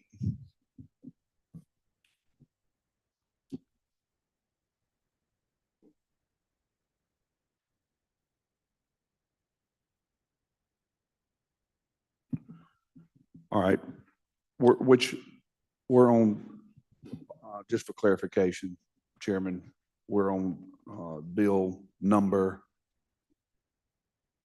You're on bill number 2888. Okay, I thought you were taking them up in block was your motion earlier. Okay, I apologize. I withdraw.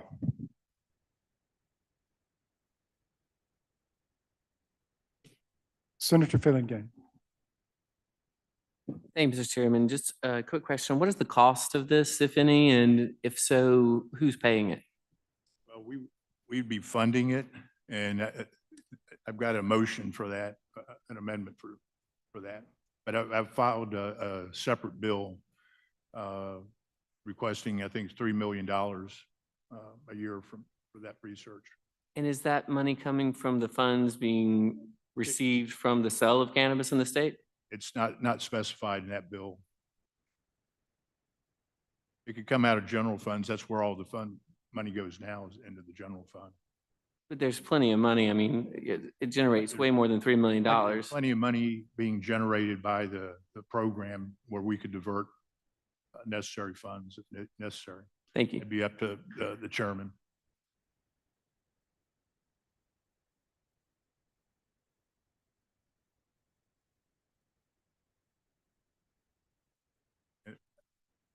Further questions? Senator Hill. Have they not been doing cannabis research for the federal government for 50 years? I believe they have. I mean, are we going to duplicate the research that they're doing for the feds and the state pay for it? No, this is going to be a different type of research. What's the difference in the research that? Well, Senator Hill, I don't know. I'm not up there in the lab, but this has got to do with the patients, studying the patients. They haven't been doing that. They've been processing cannabis.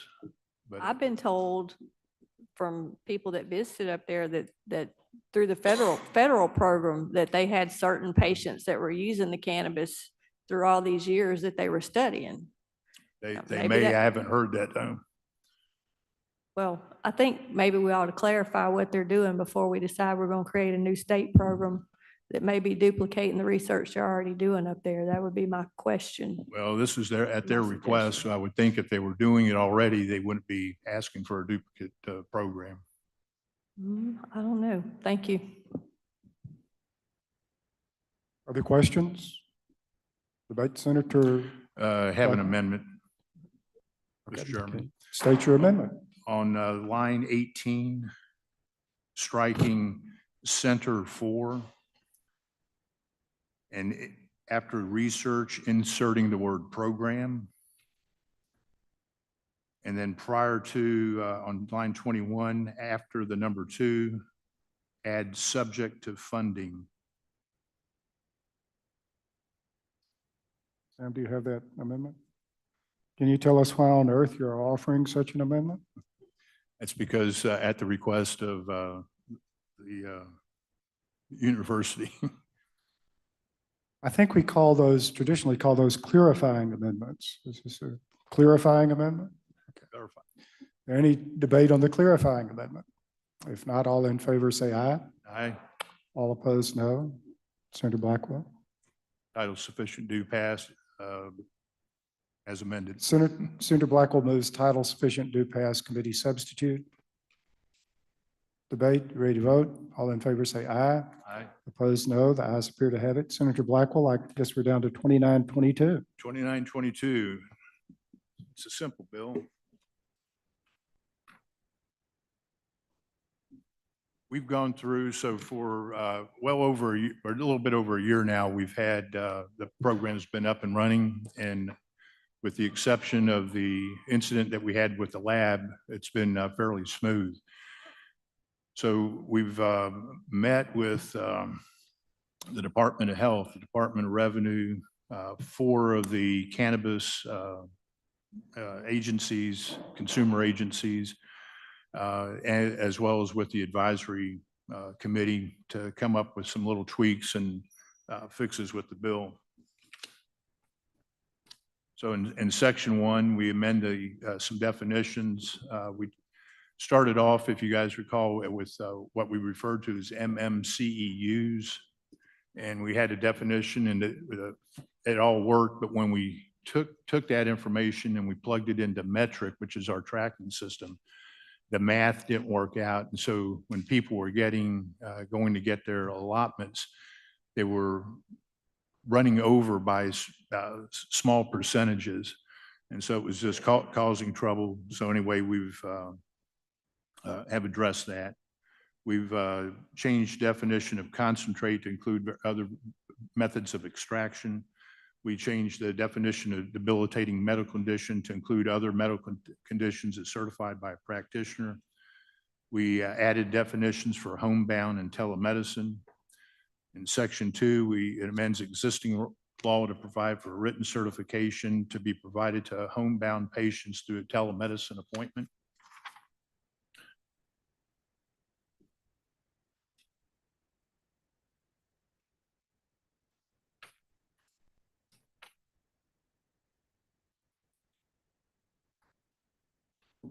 In section 3, we amended it all to make technical amendments to include non-resident card holders language. Section 4 authorizes a licensed medical cannabis transportation entity to deliver medical cannabis directly from a dispensary to any nursing facility, hospital, hospice, assisted living facility, personal care, adult daycare, or if a registered patient is homebound to their house. It also provides an employee of such a facility may receive medical cannabis on the behalf of the patient and shall ensure the patient receives the medical cannabis.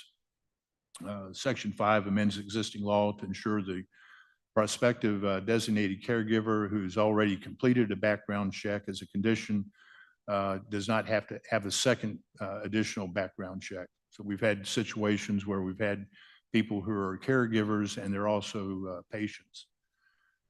Section 6 amends existing law to conform to the change from MMCEUs that we used in medical cannabis definition. Section 7 amends existing law to authorize the National Center for Cannabis Research and Education at the University of Mississippi to contract with or engage in otherwise perform research.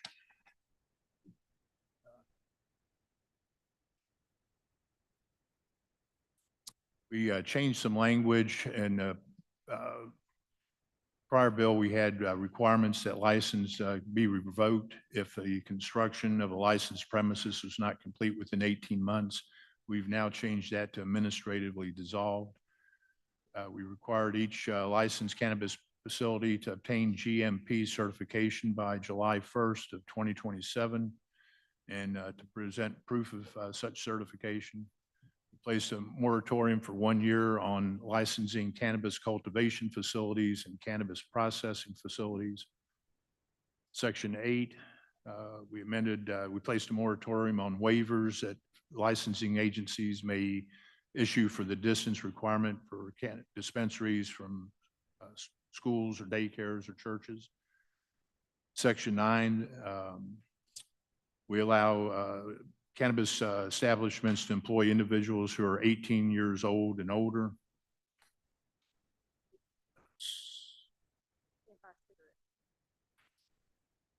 Subsection 19 is amended to require employees of all medical cannabis establishments to complete educational training within 90 days of being issued a work permit. Section 10, revised provisions related to advertising to authorize medical cannabis establishments to use various media measures to advertise. They are still restricted from billboards. We also put in protocols for the safe delivery of medical cannabis by the transporters to dispensaries, and as well as qualifying patients who are homebound or in nursing homes. We also did standards allowing medical cannabis dispensaries to process and accept orders for delivery or in-store pickup placed through a website. Section 11 amended law to increase the members of the Medical Cannabis Advisory Committee to 15 members. And we've also removed the repealer on that. And Section 12 creates a new law to require the Department of Health to engage with its respective counterparts in other states who have medical cannabis programs to evaluate the feasibility of creating an interstate monitoring system to enforce the provisions of the bill. Mr. Chairman, at the proper time, I have an amendment. Do you want to discuss the bill itself or do the amendment first, or Well, I'm ready for questions if are there people have. generally questions about the bill before we go to the amendment? Senator Parker? So my questions about the telemedicine provision, as we were discussing earlier, there are a large number of new physician licenses in the state of Mississippi who do not appear to be practicing in the state of Mississippi. And in this homebound example that you've given on 385 through 397, I just want to be sure. So if you're providing telemedicine, you could be providing that telemedicine as long as it's under real-time audio visual capable. You could be providing that with a practitioner at any location? Or would that have to be a provider who is? No, I believe it's in going to the have state to of Mississippi? have to be a Mississippi provider. It would have to be a Mississippi provider, but a Mississippi provider within the state, or one who might hold a license in Mississippi but could be practicing somewhere else.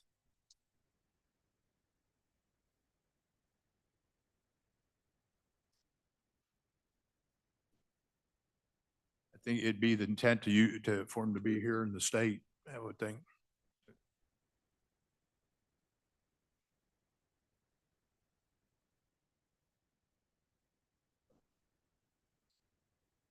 I'm told that they could be, I'd say they could be in Memphis, for instance, but still be licensed within our program. And so that would be legit then.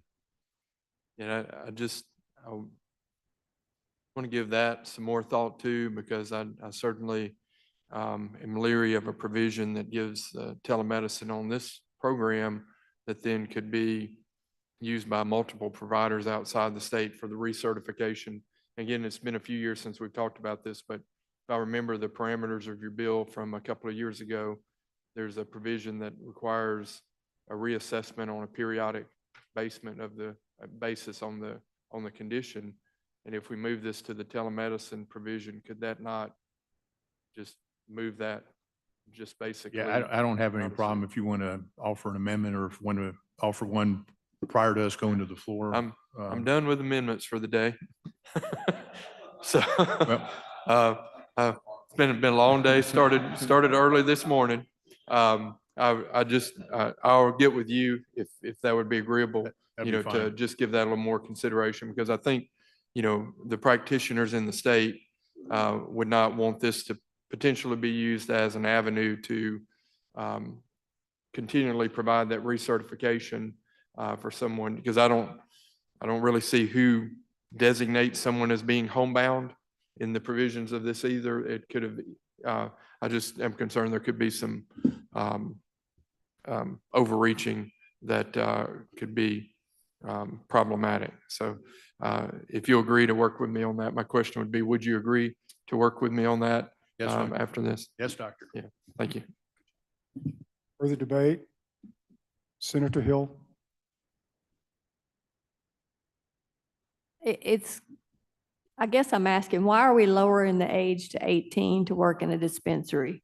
They can't work in a bar if they're 18. Yes, they can. Can they? Yes, they can. Well, I learned one today. Yeah. I just still think 18 is a little young. I can tell you from the last time I was on an airplane, apparently you can get a pilot's license at age 18. They all All the pilots look like they got a hold of their daddy's outfit and came down to the airport. Anyone else? Senator Blackwell, I'm sorry, Senator DeBar. Thank you, Mr. Chairman.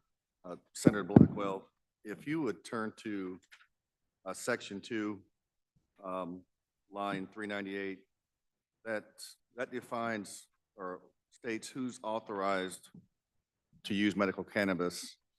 And it says no person shall be authorized to use medical cannabis in this state unless, and if you go to line 404, that person it says as having a debilitating medical condition, and that's current law, isn't that correct? Yes, give me a second. The bill I have, I've got different line numbers, so let me just. Okay. Which line? I'm looking at line 398 to 404. It's talking about who is authorized to use medical cannabis, and it says you have to have a debilitating medical condition as certified for, or as the practitioner believes.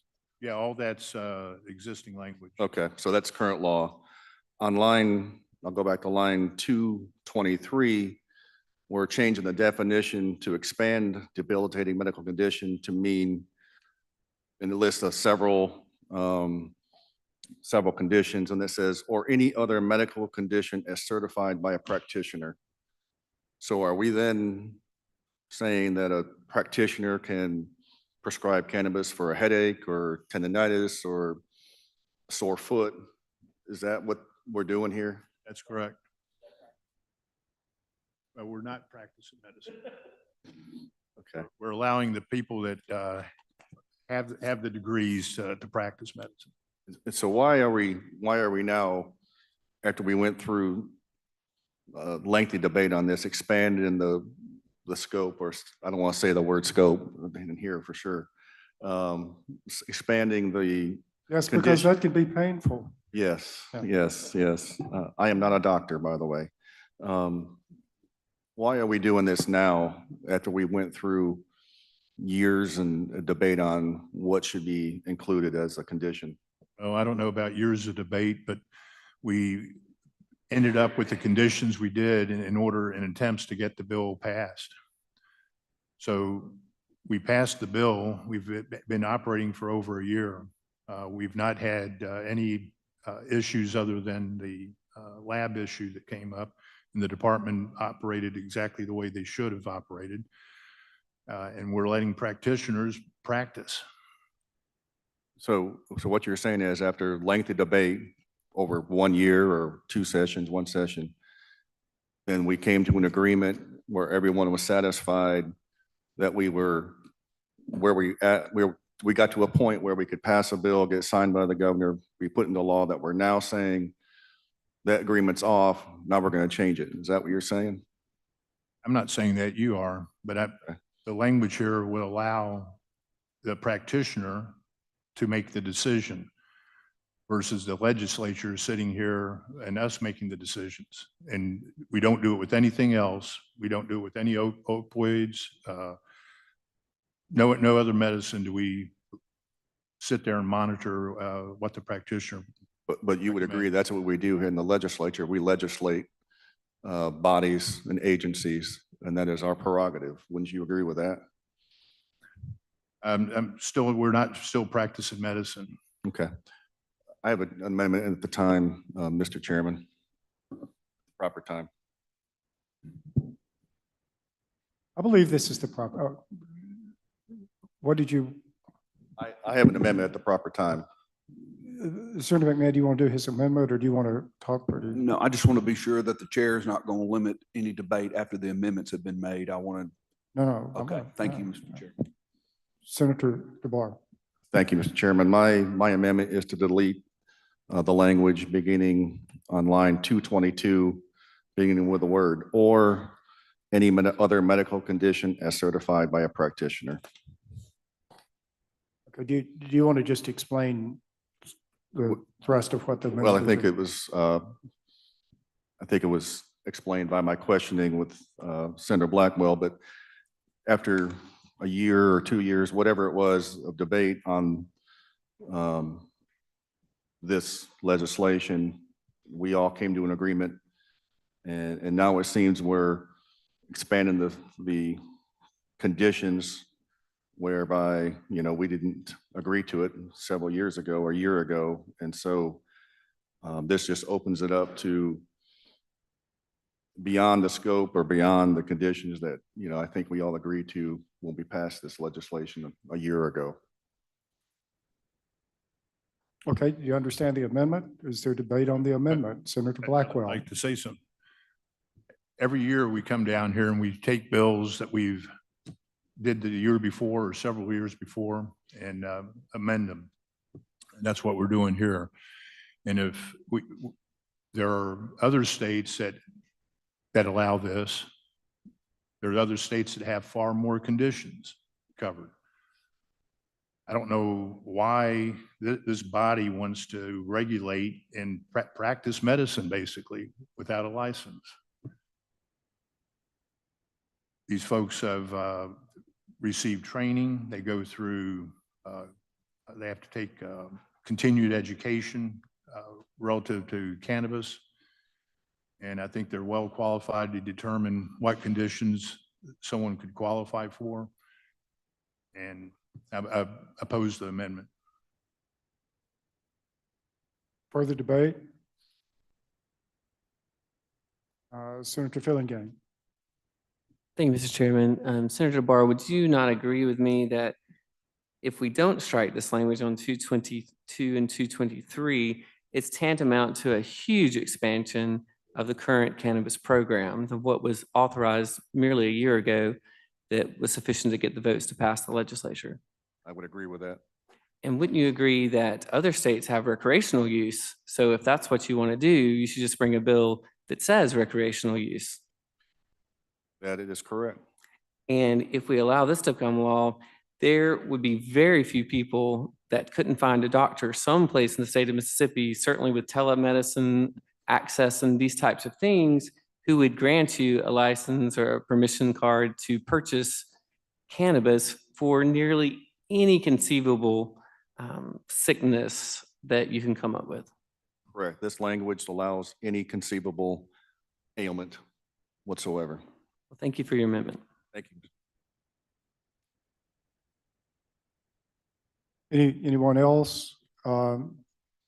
Senator DeBoer, I'm going to recognize you to close and please just sort of restate the thrust of your amendment for us in the course of doing that. I'll just state my amendment is to delete the language beginning with the word "or" on line 222 and ending with the word "practitioner" or any other medical condition as certified by a practitioner. And I would just ask to support the amendment. The effect of that is to limit the conditions as defined in the legislation that we passed last year. in existing law. In existing law. Okay, thank you. You ready to vote? All in favor of the amendment, say aye. Aye. All opposed, no. No. It appears the ayes have it. The ayes have it. Anything else? Senator Blackwell, further debate? I'm sorry, I was to recognize Senator McMahon next. I just would like to hear Senator Blackwell's amendment before, and then I want there to still be opportunity to discuss any other portions of the law of this bill before us. Well, you can discuss it now. Well, Or he you may, wanna- he you may wanna- have an amendment that addresses some of my Oh, okay. concerns. Senator Fillingham, were you? I have a question about, I believe it was section 9 about the advertising restrictions. I'm just curious as to what the language in the bill before us does to the advertising restrictions and how it loosens those.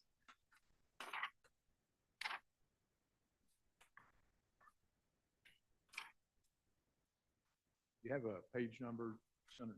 I'm trying to get there. I apologize.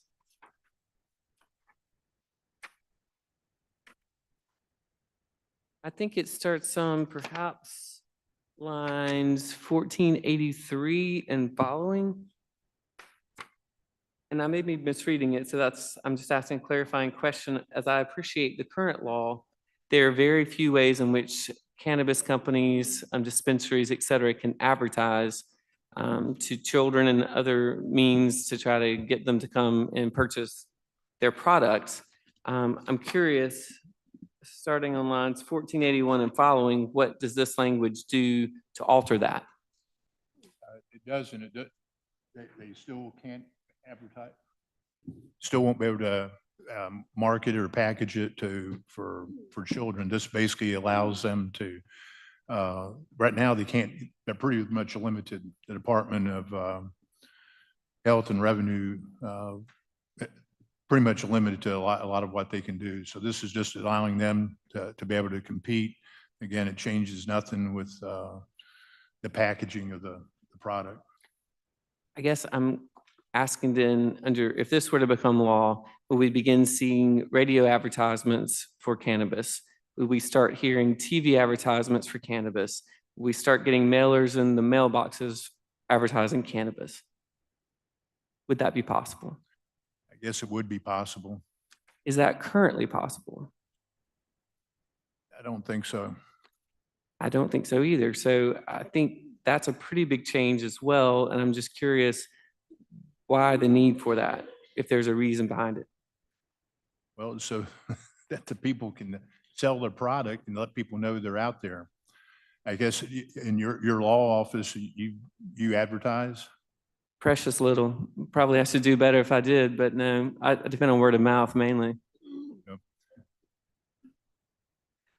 I guess my question then, to drill down a little bit deeper, I understand the purpose of advertising is so that you increase your market share as between competitors in the market. But if everyone is subject to the same restrictions, there's really no advantage one over the other. So if what you're telling me is that we need to change these very onerous restrictions that are in the law right now, is for the purpose of increasing the number of people who would hear about the availability of the cannabis products and then direct them to whatever location that they could come and purchase these products. Is that right? So is there a deficit of people currently purchasing the products in the state of Mississippi? Is that the problem we're trying to remedy here? Well, with some of the things we've done, we've made it extremely difficult for people to be in the business and limiting advertising, limiting the diagnoses that people qualify for, all factor into that. So is it, in your opinion, the purpose of the legislative body to help save the industry that's struggling mightily in some ways currently? Well, they're struggling because of the things that we put in the original bill. But they knew, did they not, when they first came to Mississippi, what those rules were going to be before they ever applied for the license to open up shop? I don't know. I would hope they would have studied the rules beforehand, but. Sure. So no one forced them to come to Mississippi and open up shop. This was a conscious choice they made based on the current law on the books at that time. My knowledge, yes. Okay. So again, what about emails and those types of things, electronic media, print media, including but not limited to social media platforms, websites, electronic commerce platforms? This language, would you agree with me, would expand the law to allow these types of advertisements? That's correct. Okay, thank you.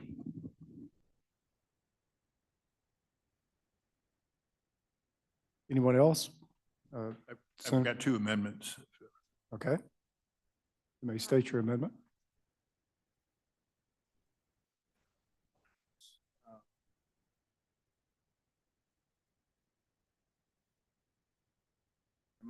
You know, one option that we would have, if you think well of it, is it appears that members have questions. We could lay this bill on the table subject to call, and we'll meet again Tuesday, the bill singly referred, and it would be first on the agenda at our Tuesday meeting. And I can do a committee sub. I sense that it's getting a bit late in the day, and I think members want to pay attention to the legislation. Just if, I think it might serve us all well if there was a motion to lay the bill on the table subject to call, and it would be the first item on the agenda Tuesday at 3 p.m. Senator Hill moves to table subject to call. All in favor say aye. Aye. All opposed, no. The ayes appear to have it. The ayes have it. Senate Bill 2862, Senator Blunt. Thank you, Mr. Chairman. This is a bill requested by the State Department of Health, the Division of Radiological Health within the department. There's a handout for everyone with your bill packet with more information on the bill. Essentially, all the bill does is allow the department to raise the fee that is charged for their inspection of the three broad categories: X-ray machines, mammography facilities, and Grand Gulf Nuclear Station and the Salmon Test Site in Lamar County. Their job is to make sure that people aren't exposed to dangerous levels of radiation. I do have an amendment on the bill, Mr. Chairman. I'd like to offer it now. Well, why don't we take the amendment now if it's agreeable? The bill that is before you, 2862.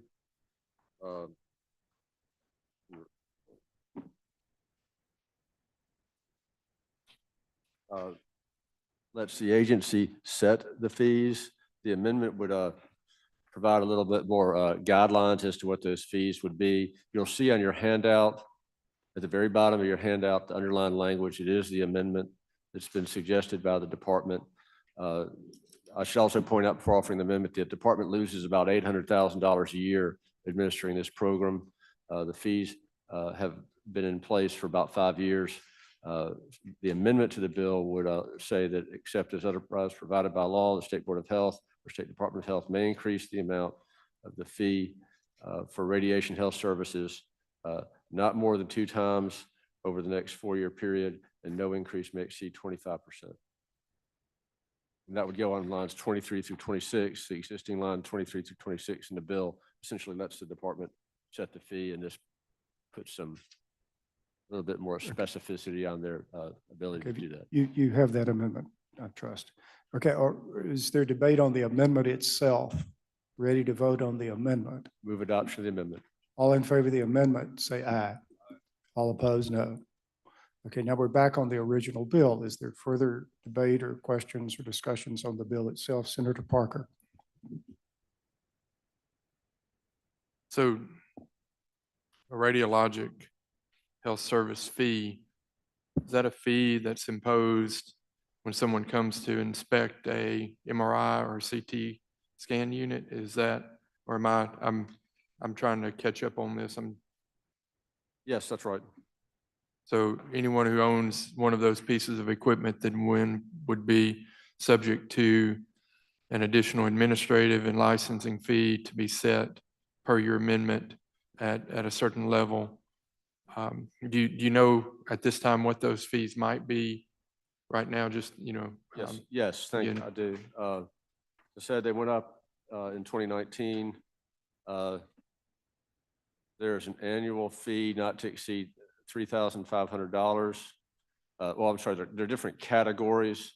One is category 1 under current law is $3,500. Category 2 is not to exceed $1,800, and category 3 is not to exceed $1,800 for healing arts and veterinary medicine X-ray tubes. That fee is $150.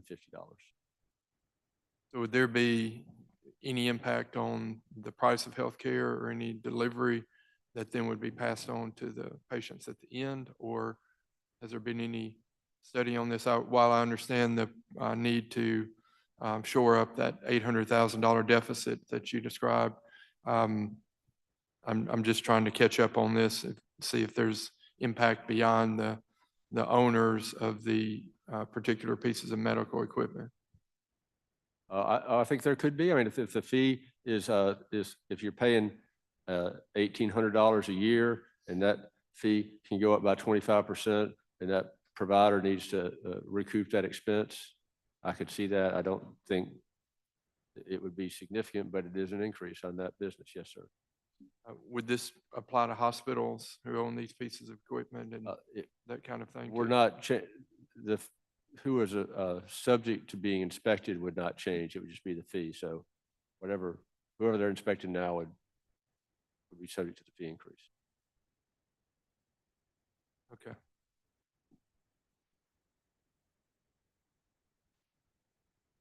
Senator Hill. Thank you, Mr. Chairman. Do we know what entails an inspection? I mean, like you're talking about veterinary X-ray. I mean, wouldn't you think a veterinarian would know if their X-ray machine wasn't working? I mean, that's just. I'm not an expert on this, but I think the point of all this is to protect the members of the public and the people who work in these facilities from being exposed in an unhealthy way, and they might not. And I mean, if you've got staff people working in these facilities, that they may be exposed and not even know it, and that's why these folks do this. So this is looking for undue radiation exposure? Is that what this is doing? Yes.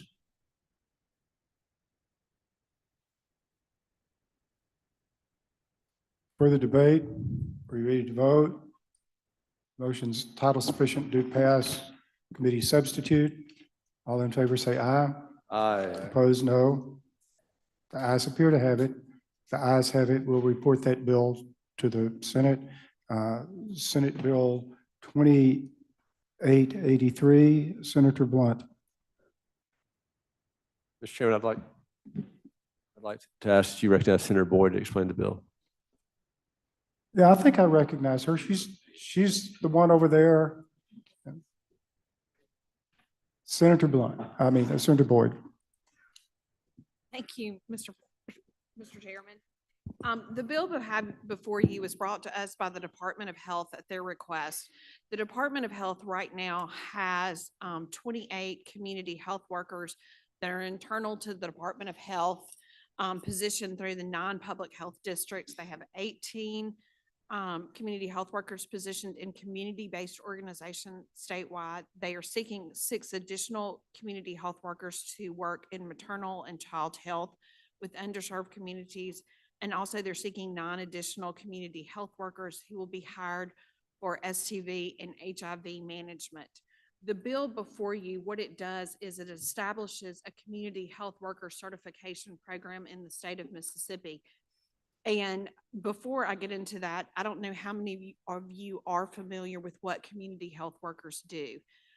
One of the things that I noticed when we were looking at maternal health last year is when you went to these national conferences, whether it be a maternal health care or even youth mental health issues, always integral, and Rod was at some of those, always an integral part to their service delivery models to helping populations was a community health worker. And so they had those built into their system statewide.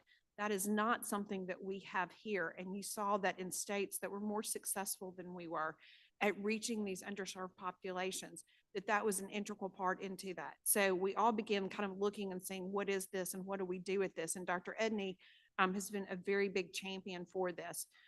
They're part of a broader field of public health, and they focus on the community health being at that very local community level. They are often from the same communities. They share similar backgrounds, languages, cultures. They build rapport and trust among those community members. They serve as a bridge and a navigator to those in the community, helping them find the services they need, providing them as becoming their healthcare advocate. They do a variety of things. They help with outreach and education. They go into community homes, schools. They share healthy, they share health information, promote healthy behaviors, and to teach disease prevention. They also support individuals. They help them schedule doctor's appointments.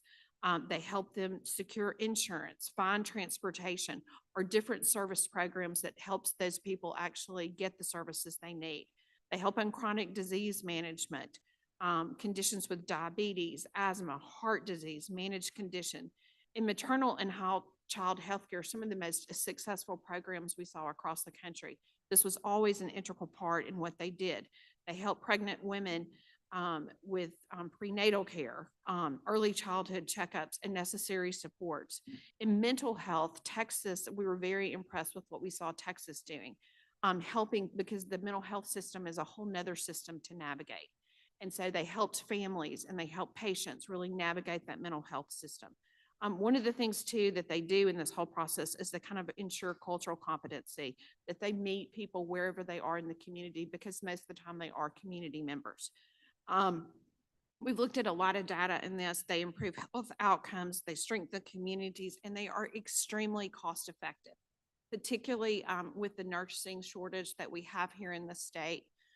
Oftentimes we don't need an RN to do a lot of the services that they do. We need those RNs in our hospitals and our clinics performing that direct medical care. These community health workers come in and perform a lot of that service navigation that sometimes our nurses have to step up and do. The education varies they can have just a high school diploma, or they can have some traditional college or just some type of thing. But that is kind of an outline of what they do. This legislation would provide also to that the Division of Medicaid seek approval from the Centers of Medicare and Medicaid Services for a state plan amendment, waiver, and alternate payment model to provide reimbursement for the services that are served by those community health workers, which was very common in what we saw in other states happening. It provides the Department of Health shall be the sole certifying body for the community work or profession and practice in Mississippi. And it says that no person needs to represent themselves as a community health worker unless they're certified through the department.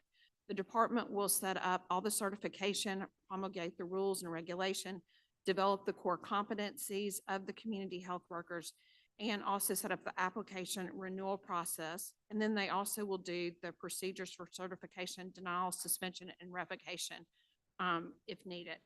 They will also provide competency-based training programs and training providers, and approve the organizations to provide continuing education for these community mental health workers. And that's an outline of the bill, Mr. Chairman. I'll be happy to answer questions. Questions, debate on the bill? Senator Parker. Thank you, Senator Boyd, for a very good explanation of the bill. I see it's double referred, and I think your explanation was good. The providers here will be providing some degree of healthcare services in their role. Was that correct? Limited healthcare. I mean, they will be providing healthcare information, very limited healthcare, and that's why setting up the certification is important, to make sure that the people that are portraying the information are appropriate to be doing what they're doing. So immediately when we pass this, that group of practitioners then would be subject to sanction, because they would be providing medical services that's not, shall be construed to limit duly licensed healthcare professionals from providing medical services within their scope. Because they don't have scope, they would immediately be subject to the Board of Medical Licensure sanctioning them for penalties to range from $1,000 to $25,000 at the moment we pass this, would be my assessment of that. Would you agree that might be problematic for these workers? I don't read that to be the case, Senator Parker. I also see that this has an effective date of January 1, 2025. And I don't read that to be the case at all. I haven't looked at the information. That's referring back to what y'all looked at in committee today, but I don't expect there to be a problem with that.